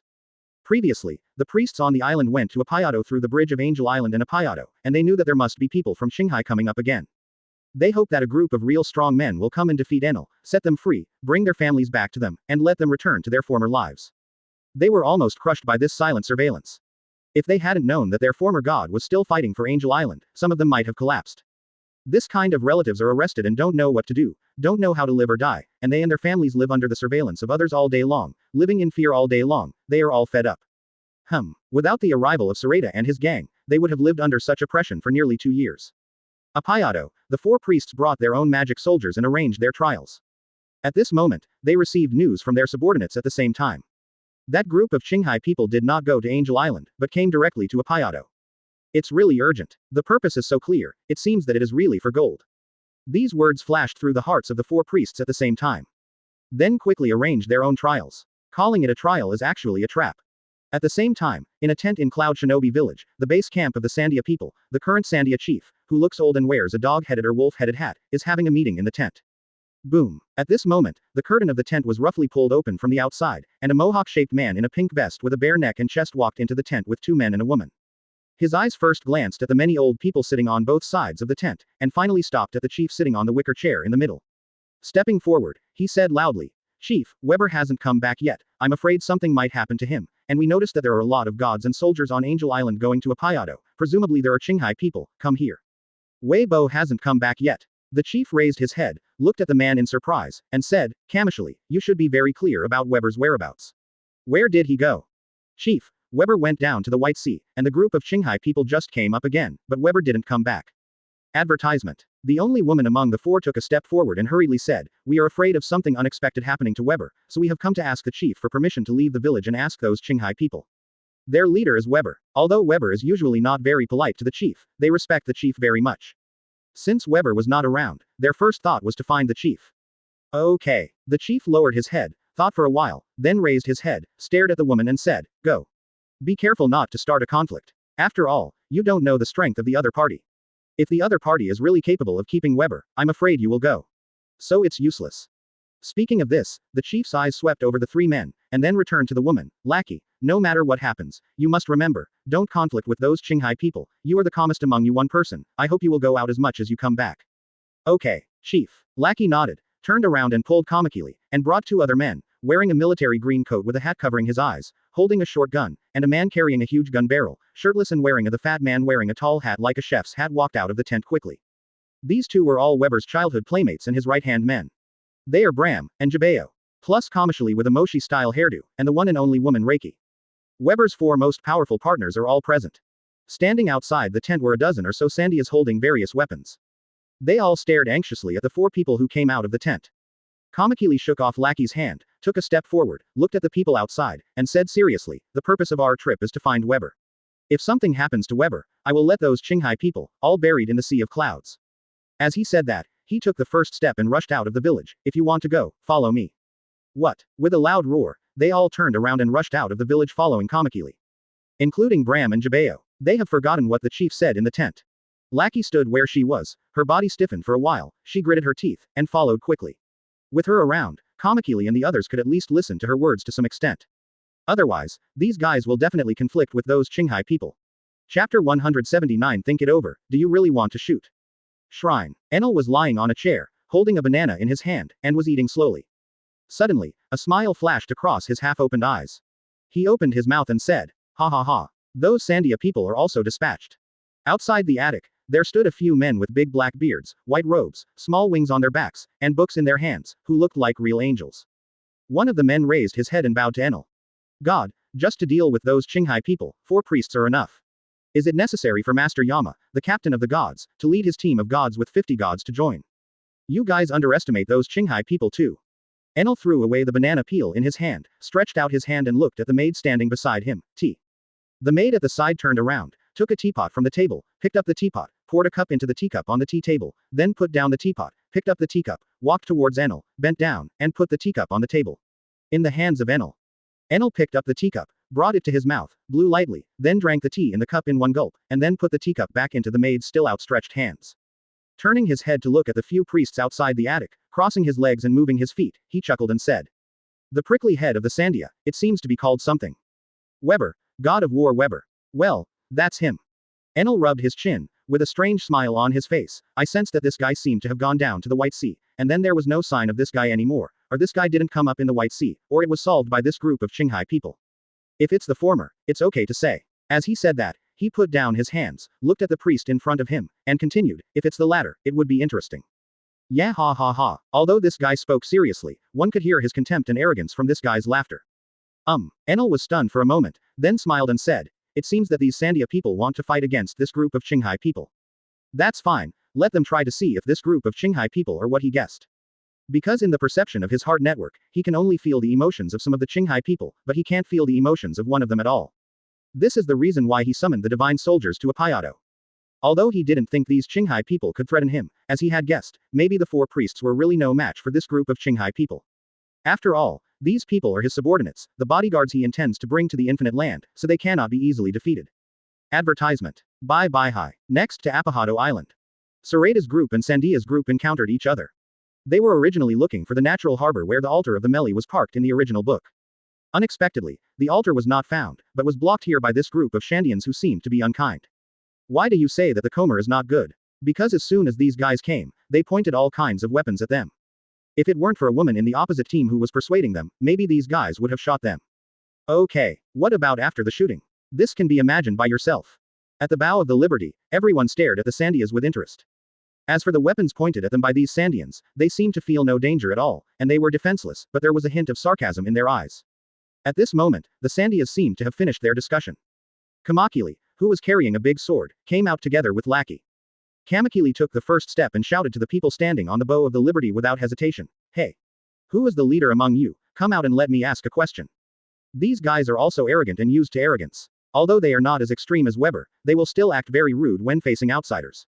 The people on the bow did not move. Hey, let me ask you who is the leader. The voice could clearly be felt, and it was already filled with anger, but everyone still didn't move. Just when Kamakili was about to lose patience, a figure they were very familiar with appeared on the bow of the Liberty. Gone fall. Seeing the person coming, the Sandias were taken aback for a moment, and then quickly recovered.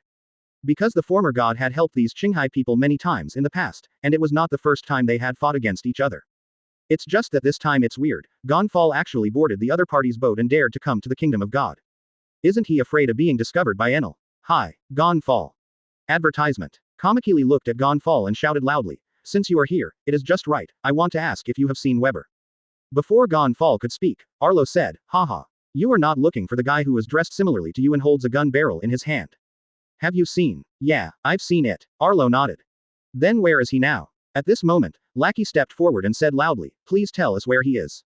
Where? Arlo touched his chin and thought about it, looked up at Lackey's expectant eyes, and smiled. Sorry, young lady, I might disappoint you this trip. He put his hands by his sides, shrugged, and made a helpless expression. That guy should be completely reduced to ashes now. Ash. Lackey stared at Alua with disbelief, shaking his body, then thought of something, turned around quickly, grabbed Kamakili next to him, and shouted anxiously, calm down, you must calm down, Mantis. This guy is called Mantis, but he doesn't look like a mantis at all, and he doesn't know why. Is it because this guy wears a half-length Doflamingo-like pink feather costume, so he has the arrogance of a praying mantis? You guys, damn it. Kamakili shook off Lackey's hand, and took down the big sword from behind. The big sword seemed to feel his anger, and the sword was instantly covered with fire. And the many Sandias behind him raised their weapons again. Click, click, click. The sound of bullets being loaded is endless. Sorata-san. Seeing that a fierce conflict was about to break out, Gonfor quickly turned his head to look at Sorata. Can you please let them go? If you kill them here, then there will be no peace between our Angel Island and the Sandias. A chance to get along. He didn't want these Sandias to die here. He knew very well the strength of Sorata's gang, and if there was a conflict, these Sandias were purely here to die. Sorata glanced at Gonfor, then turned to look at the Sandians, raised the wine gourd in her hand, and took a sip with her head up. Think about it, do you really want to shoot? The voice was not loud, but it clearly passed into the hearts of every Sandia, and then a super oppressive feeling that they had never encountered in their life swept across the entire battlefield in an instant. The sense of oppression is like a pair of invisible big hands, smoothing the sea of clouds rolling around, and suppressing the anger in everyone's hearts. Chapter 180 Surprised, just surprised. Sorata is not Luffy, his real age is doomed, he will be more rational than Luffy in the face of any situation. So he will let some people go rationally. For example, these Sandia people now, since Gonfall begged him, then he would let them go. Anyway, they were some insignificant people. Of course, the person he wants to let go, first of all, can't be some evil person. Not to mention Gonfall, the evil ones, even if Uranus Lousy came, he would kill them all. Since the opponent hasn't actually shot yet, he just gave a warning. If the other party still wants to seek death in this way, then they have to really send them to hell. In fact, there are no such thorns among the Sandians. As long as Gonfure is willing, I believe that the Sandians should be willing to live in Apaya. After all, it was they Qinghai people who killed these guys, not Angel Island people, right? And many years ago, when Gonfure was still a god, he went to the Cloud Shinobi village of the Sandians to negotiate with them many times. If Weber and his gang hadn't made trouble, the Sandians might have gone to Apayado live. If Enel hadn't come later, Gonfall would have succeeded as well. When most people agree to coexist peacefully with the people of Angel Island, Weber, a small group of diehards, is actually useless. As long as they truly feel the goodwill of the people of Angel Island, they will be able to let go. The hatred in the heart eventually leads to peace. This is the leader of the two ethnic groups, and it is the result that most people want. This is the general trend, and it will not end because of a few diehards. Think too much. Sorata shook his head. Seeing that none of the Sandias responded, he turned his head and nodded towards the cab behind him. Liberty was immediately under Adao's control. Without the wind, it automatically moved forward. After the Liberty turned the corner ahead and disappeared. These Sandia people came back to their senses, they quickly stabilized their bodies, put their hands on their knees, opened their mouths, and panted heavily. Like a school of drowning fish. Even Kamakili, Bram, Jibao, and Lackey, the four strongest leaders among the Sandians, are no exception. They glanced at each other, eyes filled with horror. At that moment just now, they felt that they were dead. The feeling of standing on the edge of the abyss and being infinitely close to death was something they had never felt in their entire lives. What the hell is this? Advertisement. Everyone roared in their hearts at the same time. The silver-haired, super handsome kid in a white shirt didn't even look at them in the other party's boat. His aura alone suppressed them all so that they didn't dare to speak out, and even suppressed the emotion brought about by Weber's death in their hearts. The anger coming, the sea of clouds around is no longer rolling. Such a strong man, let alone met, they have never heard of it. Gudu. Kamakili swallowed, turned to look at Lackey, and asked, should they be going to Apayado? As he spoke, his eyes suddenly lit up, could they be the helpers invited by Gonfall? He's here to defeat Enel. At this time, he no longer has the arrogance that he just came here. He is also a human being, and as a human being he is afraid of death. Even though his heart was full of anger because of Weber's death, he was not an idiot. Given that Sorata and his gang were clearly not something they could deal with, how could he really go up and seek death? Besides, he was completely aware of the situation just now. If Gonfall hadn't come out to intercede in the end, maybe they would have shot the Qinghai people. Thinking of the consequences of shooting, he couldn't help but shudder.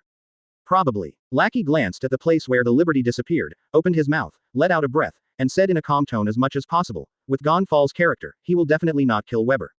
We know this very well. It should be Weber who met him first. This group of Qinghai people, you and I know the character of Weber, if there is no accident, he should be the first to attack this group of Qinghai people. She didn't say what she said next, because they, who grew up with him, knew Weber's character best. Although she was also saddened by Weber's death, she didn't want to see the entire Sandia family in danger for Weber's sake. So she could only suppress the sadness in her heart and act calm.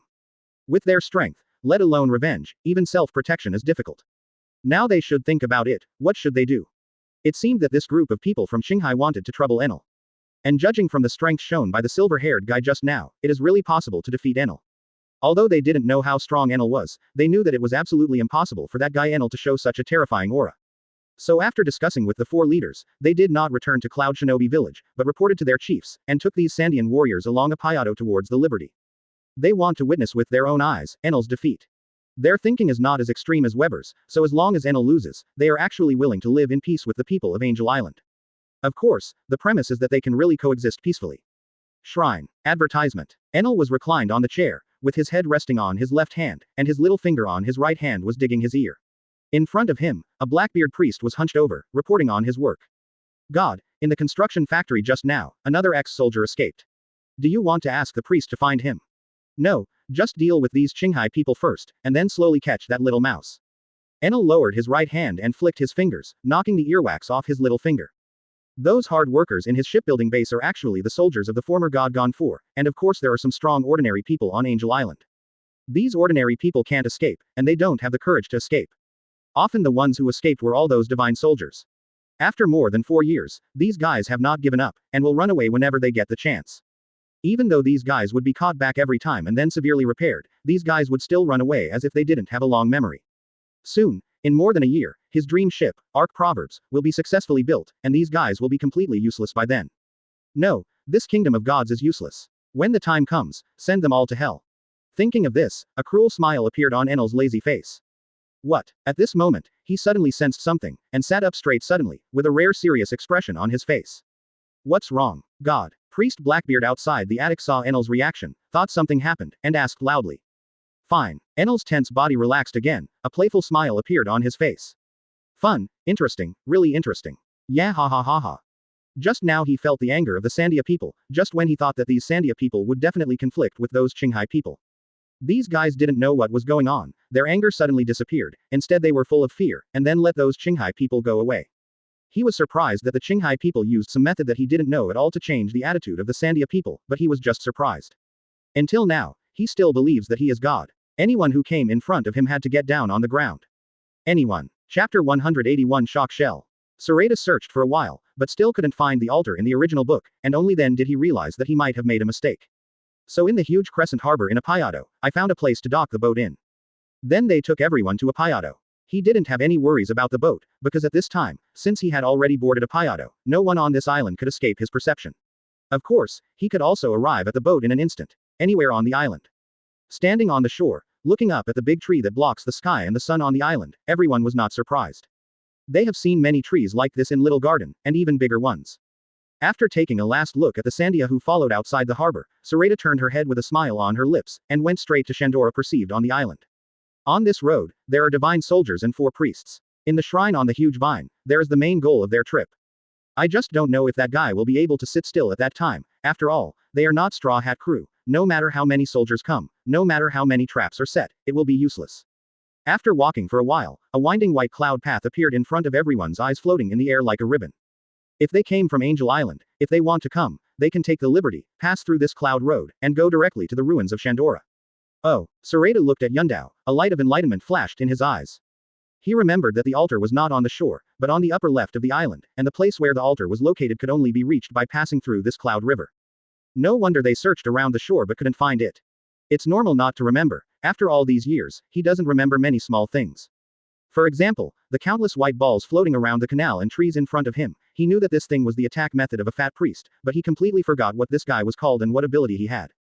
Be careful. At this moment, Gon foresaw Iowa stretching out his hand towards a floating ball with interest on his face, and hurriedly stepped forward, pulled Ahua, and pulled him away from the ball. What's the matter, Mr. Fall? Ahua turned his head and looked at Gon for suspiciously. Isn't this thing Daoyun? I've seen it before, it's not dangerous. No. Advertisement. No. Okay. Gon 4 nodded, raised his head, watched more and more balls float over, and said in a serious tone.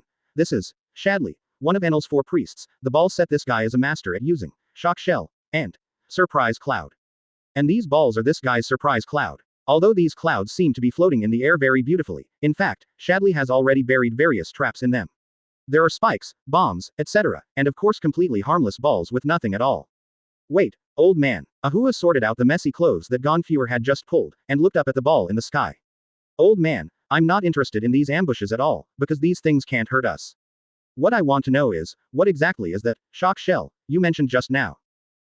We also want to know. Everyone next to him, except Sorata and Indigo, all turned to look at Gonfall with interested expressions on their faces. Adao exhaled a puff of smoke, looked at Gonfall and said, yes. Uncle Fall, we have been to several small sky islands before coming here, and we have seen some magical shells, such as what blows the wind, fire breathing, recording, but aren't these all the living utensils here? Can it still be used for fighting? Of course. Seeing that everyone looked relaxed, Gonfall also put away the serious expression on his face and smiled. Seeing that everyone was staring at him curiously, without speaking, he silently took out a palm-sized shell from his bosom, looked around, and placed it on the branch of a fallen dead tree. Turning his head and smiling at everyone, he said, who among you has a blunt weapon, hit this shell hard. Blunt. Everyone glanced at each other, and then all looked at Awa.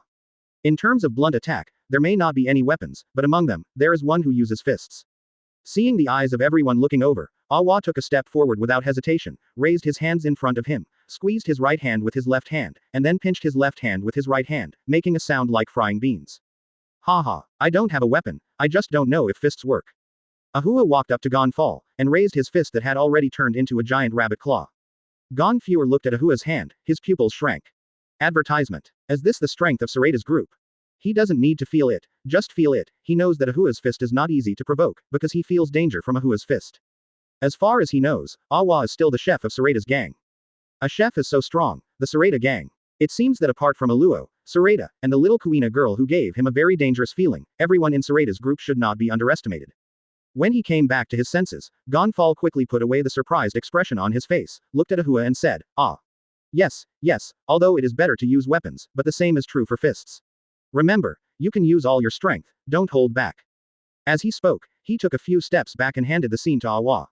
Awa took a step forward, stood in front of the dead branch, looked down at the shell on the dead branch, a flash of light flashed in his pupils, then clasped his hands together, lifted it up high, and then smashed it down without hesitation. Boom. What? The picture of broken dead branches in everyone's imagination did not appear, let alone broken. The dead branches under the shell did not have a trace of scars. Hey, don't you guys have eaten? You're not so hungry that you can't even beat a dead branch.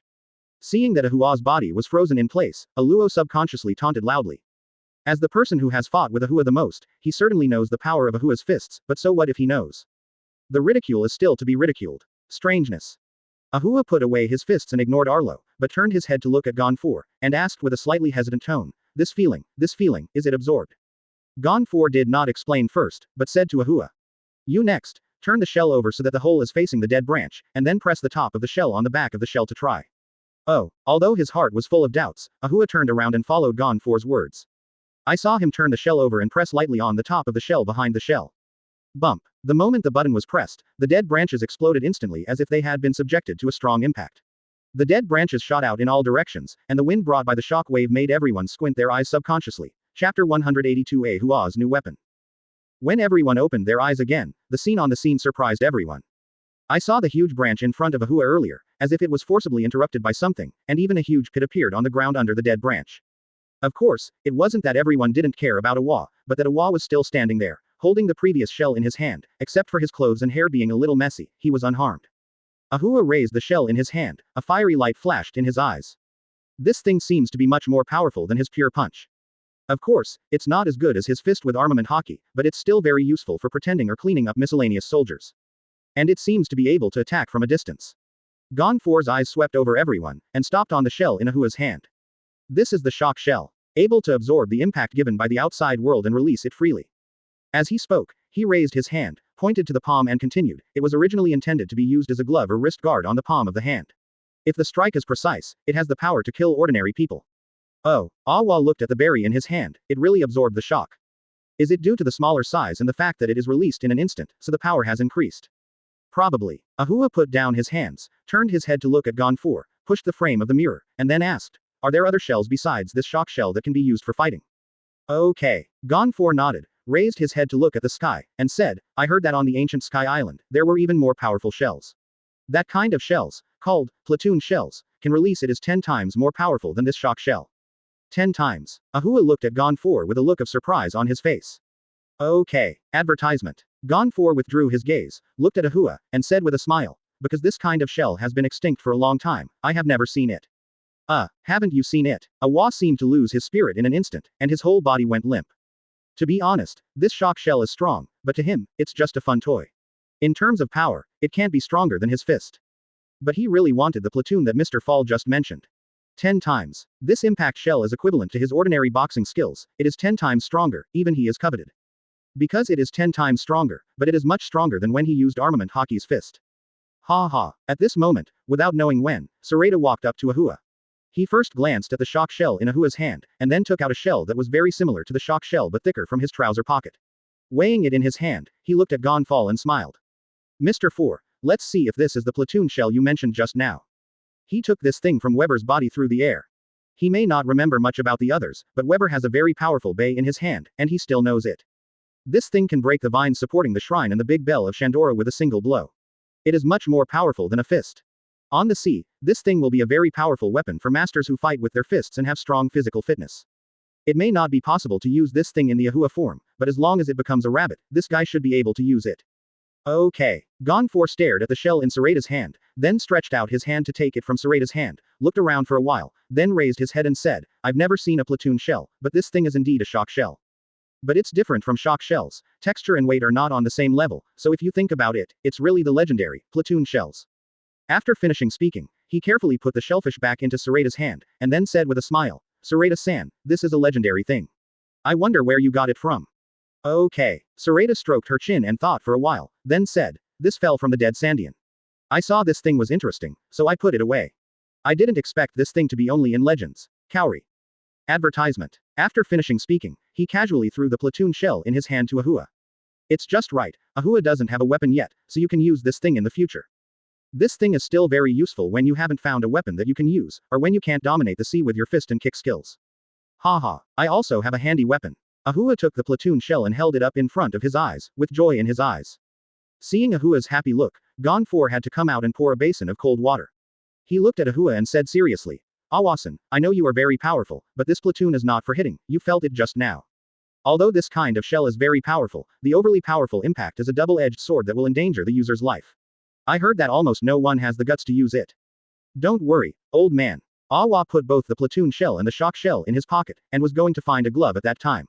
The shock shell can be used for daily use, and the platoon shell can be used after turning into a rabbit. I'm very strong. After placing the shell, he smiled at Gonfor, raised his fist, and showed off his muscles, but his obese body and letting him pose as a posser are really not flattering, so he provoked everyone for a while laughing out loud. Seeing that everyone didn't take his words to heart, when Gonfor wanted to say something, he was interrupted by Sorata before he could speak. Don't worry, old man, we know our weight, and we won't make fun of our own lives. Gonfal's eyes swept over the crowd and stopped on Sorata. Seeing his confident expression, he didn't say anything else. Now that Sorata has spoken, he, an outsider, talks too much, which is also annoying. As Sorata said, since he dared to give the platoon shell to Awa, then Awa should be able to use it. After all, Sorata looks like a person who cherishes his partner very much, and he really doesn't make fun of his partner's life. Gonfal shook his head, and then told everyone about other shells that could be used in battle. Among them are slash shells, laser shells, flash shells, flame shells, thermal shells. Lots of shellfish. Of course, I also introduced to everyone some things that Sorata and others don't know, the bay in life, and the bay that can be used as motivation. Anyway, these shellfish surprised everyone again, making everyone more understanding and curious about Sky Island. Chapter 183 Two Shots. What are these guys doing? On a huge sphere on a tree trunk, sat a sphere-like person. He is the Shadley that Gonfal said, also known as Dao, and these balls are the traps he set. He already felt the breath of Qinghai people and was ready to fight. But these guys, who don't know what happened, actually stopped at the edge of the trial, and they didn't know what they were talking about for so long. Just when he was about to meet these guys in person, he suddenly found that these guys started to move again. When Sorata and his gang walked into his trap, he controlled the ball under him and floated in the direction of Sorata and others. Far away, everyone heard this guy's voice. Ha ha ha, ha ha. On top of a ball, a fat ball wearing orange glasses, holding a red-white cane in his hand, was spinning on the ball, floating towards this side. Everyone stopped and looked up at the fat man, with a string of question marks floating above their heads. What is this guy so happy for? Without waiting for everyone to think, Shadley stopped spinning, pointed the crutch in his right hand at a ball, then laughed and swung towards Sorata and the others. I saw the ball he was pointing at, like the guy's extended hand, and with the swing of the crutch, it immediately flew towards Sorata and the others quickly. This guy didn't stop, his crutch became a baton in his hand, and the countless white balls around him became weapons in this guy's hand. When he pointed his crutch to that white ball was aimed at Sorata and the others. Fly away. For a moment, the white ball blocked everyone's eyes, making them completely unable to see Shadley in front of them. All I could hear was the excited laughter from this guy. And what came from the laughter was not joy, but banter. Looking at the many white balls in the sky, there was no fluctuation in the eyes of everyone. Needless to say, Sorata, Aluo took a step forward, pulled out the dark hound, put it on his shoulder, stared at the front, a murderous intent flashed in his pupils, and then pulled the trigger with his right index finger without hesitation. Snapped. The sound of the bullet being fired was so small that it was completely inaudible, and it was heard quietly in the sparks of the bullet's butt. Then everyone saw a flash of white light, and the ball in front of the bullet exploded immediately. Advertisement. Boom. Before the ball exploded completely, just as it collided, the translucent bullet appeared directly in front of Shadley's head as if teleported. The moment Arlo pointed his gun at him, Shadley felt the danger, his pupils constricted, and his head turned to the right. Although his reactions and movements were already fast, he never expected that Arlo's bullets could be so fast. So although he dodged, the ear on the left side of his head was pierced by Ahua's bullet. Boom. Then there was a shocking explosion behind him. The shock wave came in an instant, so he didn't care about whether his ears were still there. He lay on the ball and flew behind a tree, avoiding the fire and shock wave coming from behind. After the shock wave outside dissipated, he controlled the ball and carefully floated out. When he saw a tree behind where he was standing just now, his throat seemed to be choked by something, and he could no longer make a sound, and his expression could no longer remain calm, and he had always kept a smiling face. There was no longer a hint of a smile on his face, the pupils behind the glasses closed into a dot, and the expression on his face was terrified. What is this? It's so powerful. I saw a tree behind him, as if it had been bitten by something. One side was completely destroyed, and the other side was only left with a trace of bark, still supporting the giant tree. But a gust of wind blew by, and the giant tree fell to one side in an instant. You must know that these trees are all ancient giant trees, and any one of them is several times larger than his entire body, not to mention the giant tree behind him. Even on this island, it can be regarded as a big tree. It's just such a giant tree, under the small bullet just now, one hit. After only one use, it was blown through and broken. Thinking that the bullet just passed by his head, he couldn't help shaking, and the sweat on his forehead couldn't stop pouring out. As for the ears, I don't feel any pain now. Okay. Due to the explosion of the white ball, Shadley could not be seen by everyone, but this obstacle could not stop Arlo. Red light flashed in Luo's eyes, and a look of surprise appeared on his face. Did you hide? This is the first player to dodge his bullet after he got Dark Hound. Advertisement. The Cavendish in front doesn't count. This guy is hardwired, so he doesn't count as hiding. Hide. I'll see how you hide. Arlo turned his head towards the Dark Hound. His eyes were aligned with the scope, and a red light appeared in his eyes, and then a black breath with metallic luster, like flowing water, poured into the barrel of the Dark Hound from his fingers, entangled on a bullet in the barrel. For the front shot, he didn't use armament hockey. As for why it is so powerful, I think it is the special geography of Sky Island, which has changed the trees here, getting bigger, and of course the density has also become lower. Arlo looked through the scope through his eyes, as if looking through the fireball in front, saw Shadley behind the fireball, and pulled the trigger for the second time without hesitation with his right index finger. Whoosh! The black light pierced the space, broke through the sea of flames, and appeared in front of Shadley for the second time in an instant. Although Shadley sensed it at the first time and made an evasive movement, his body was not tempered after all. The body of countless people who fought, plus the bullets shot by Arlo Dark Hound, was not ordinary. The bullet, and it was wrapped around Armament Hockey's bullet. Such bullets are not only more powerful than the first shot, but their speed has also increased by nearly half. Not to mention half done, even if it is 10% more, Shadley can't hide. Looking at the bullet that was about to be shot between his eyebrows, Shadley felt that the time around him seemed to have stopped. This feeling of seeing himself about to die made his heart seem to be swallowed by fear. The whole person, just together with the mind, it seemed to be sucked in by the bullet in front of him, and he was constantly heading towards the unknown darkness. Puff. Like everyone who faced Arlo's bullet, this guy had no means of dodging. The bullet entered his forehead effortlessly, and then his head inflated like a balloon, and then cracked. It's as if fiery red magma is flowing in the cracks, which is shocking. Then, boom. A second, louder explosion sounded, bringing even greater flames and shock waves. The surrounding balls lost Shadley's control, stopped in the air, and then flew towards the surroundings under the effect of the wind brought by the shock wave. When everyone opened their eyes again, apart from the messy ground, the white balls floating around, and the broken giant tree in the distance, there was no Shadley figure. To say what is left of this guy. Except one place Kurozumi. Then there are only two pairs of orange gloves with shock shells. Chapter 184 So arrogant. Shrine. Click. At the moment of Shadley's death, the sky seemed to be angry, thundering for 100 days. Enel, who was lazily lying on the chair, was like a wild beast that suddenly became angry. The murderous intent instantly pervaded the entire shrine, causing many priests and maids in the shrine to kneel down at once, kowtowing to Enel continuously. He yelled, "God, calm down, God, calm down, calm down." Enel ignored the priests and maids around him. He frowned, sat up straight, lowered his head, and a tyrannical look flashed in his eyes. Shadley would fail, he would die, he expected it. After all, the people from Shanghai who came this time were completely different from what he had experienced before. It's just that he didn't expect that Shadley would be such a waste, and he would be instantly killed by the other party after a face-to-face meeting. He didn't know what method the other party used, but he could feel that the person who was shot by the other party was not the guy with no aura fluctuations in his feelings, nor the woman who gave him a dangerous aura, but someone from the other party's crowd. Just any teenager. I'll see where you can go. Enel let out a breath, his body relaxed, the aura on his body disappeared, and he returned to his original state. He leaned back on the chair, turned his head and said to the maid who was kneeling on the ground next to him, "Apple."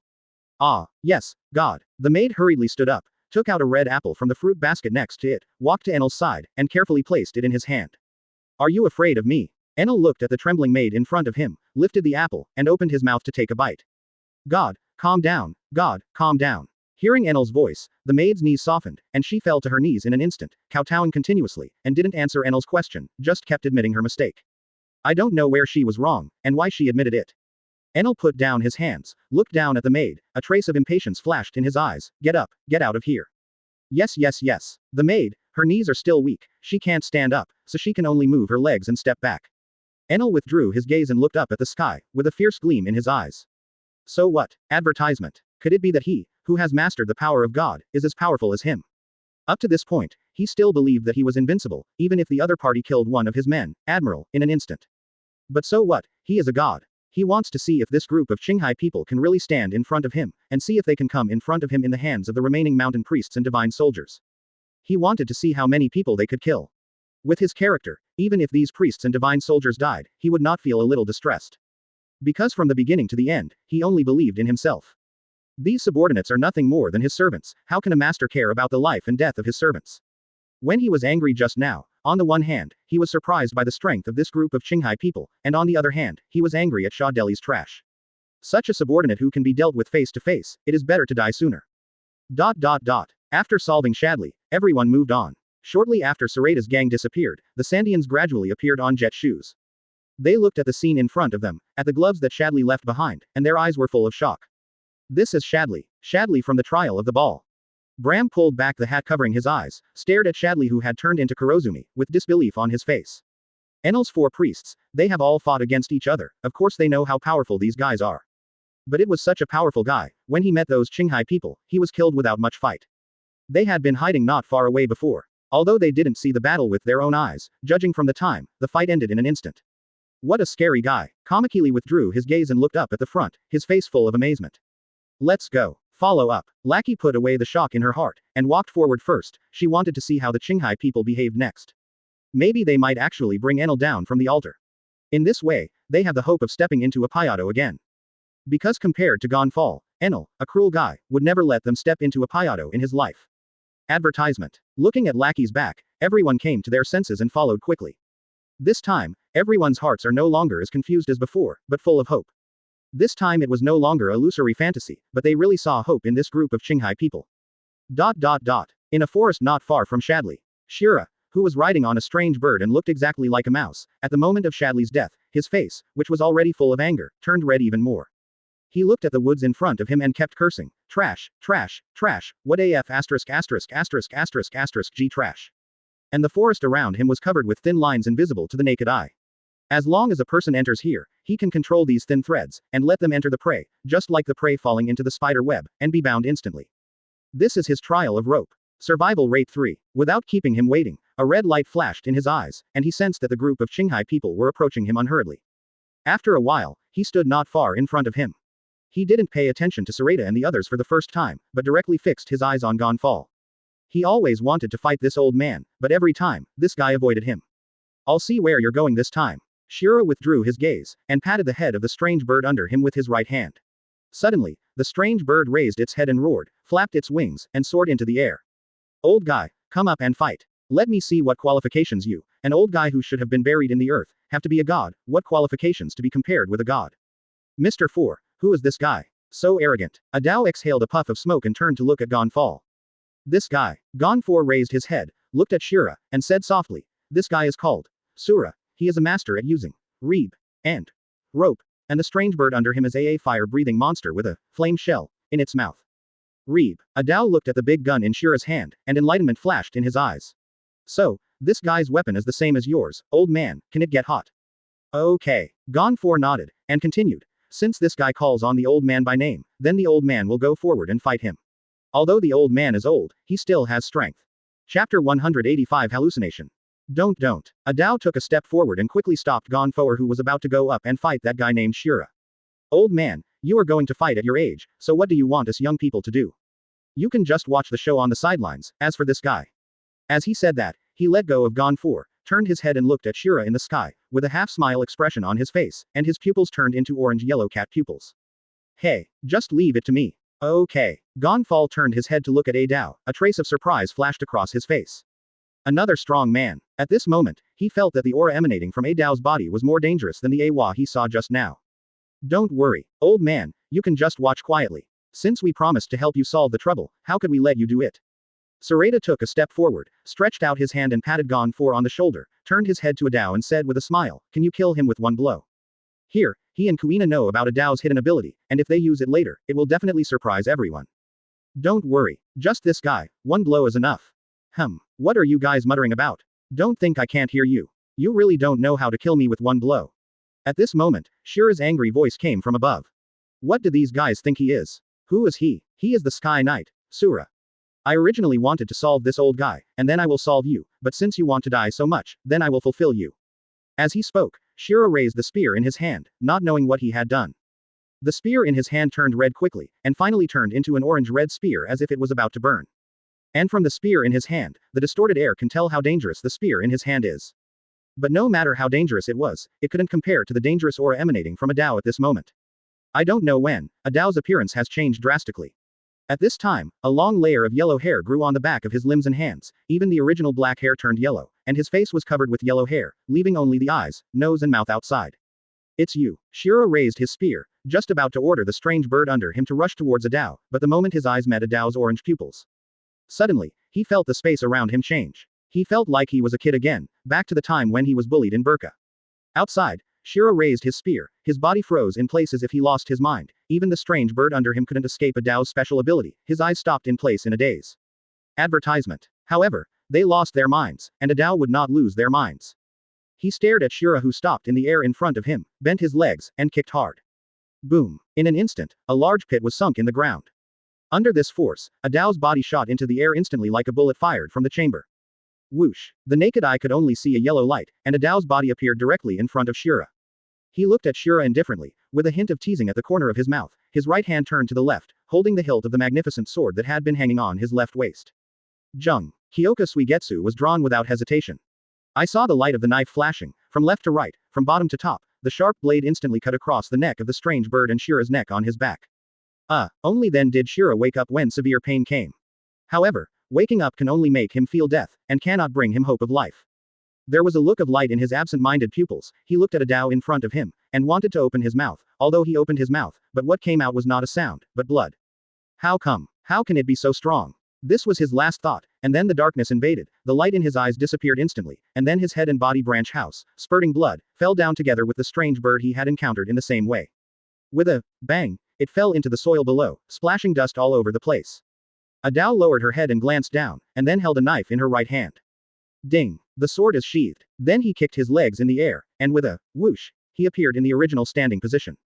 One sword, fulfilling the mission. After Adao landed, she immediately turned her head to look at Sorata, holding her head up with a proud expression on her face. Ha ha! Sorata laughed, raised her hand to Adao, and gave a thumbs up, handsome. That is. Adao withdrew her gaze, took out a cigarette from her pocket and put it on, took a deep breath, looking like a lonely expert. Let the people who don't know this guy's ability be amazed. Awa and Alua would not have any reservations. They went straight forward, grabbed Adao's arms from left to right, looked at him, and asked at the same time, "Say, when did you actually practice it? With such a powerful move, was Sorata helping you just now?" Yes, otherwise, how could that guy and his bird suddenly freeze in place? Advertisement. Hee. Adao glanced at Awa and Aluo, blinked her mouth, opened her mouth, let out a sneer, and exhaled a puff of smoke by the way, her eyes were full of arrogance. You guy, who are you showing yourself to? Do you want to be beaten again? As Awa and Aluo talked, they hugged Adao even harder. Okay, let go. There is still the old man here, you are making a joke like this. Sorata hastily interrupted the three guys to continue their nonsense, but no one stopped them, and the three guys could really fight. Haha, it's okay, little friend, your relationship is really good. This is the second time Gonfall has said that about the three of them. Awa and the others are all embarrassed. They glanced at each other, let go of their hands, and returned to their usual appearance. Awa lowered his head and thought for a while, raised his head, and pushed the mirror frame, a glimmer of light flashed in the pupils behind the mirror frame. He glanced at Adao, then looked at Sorata, and said, "First of all, Adao's ability is definitely not Sorata helping him, I still know this." As he said that, he looked at Adao again. Secondly, this ability must not have existed before getting devil fruit. We who grew up with this guy know this guy's ability better than anyone else. Then, combined with this guy's fruit ability, there is only one truth. At this moment, Awa seemed to be possessed by Conan, and his whole body was full of the brilliance of wisdom. Then what is the truth? Aluo glanced at Awa, and asked curiously with cooperation. That is, this guy's devil fruit is the same as ours, and it also has special abilities. The people around were speechless for a while. I thought you guys knew something. Aluo pursed his lips, it's up to you to say, who doesn't know? Okay, don't guess. At this moment, Sorata smiled and explained to everyone. You all know that Adao's eyes can turn into orange-yellow cat pupils, right? That's Adao's special ability. He can use cat pupils to make people who look at him fall into hallucinations. That's why he named his sword, Kyoka Suigetsu. Illusion. Now everyone knew why Shira froze in the air just now. This kind of ability is hard to guard against. Sometimes it is very strong, but sometimes it seems useless. But no matter what, as long as others don't know about it, then Adao's ability is a very powerful trump card. Everyone looked at Adao with a hint of surprise in their eyes, but of course they were more happy. Sensing everyone's gaze, Adao raised her head even higher. I'm really afraid that this guy will develop the personality of Empress Hancock one day.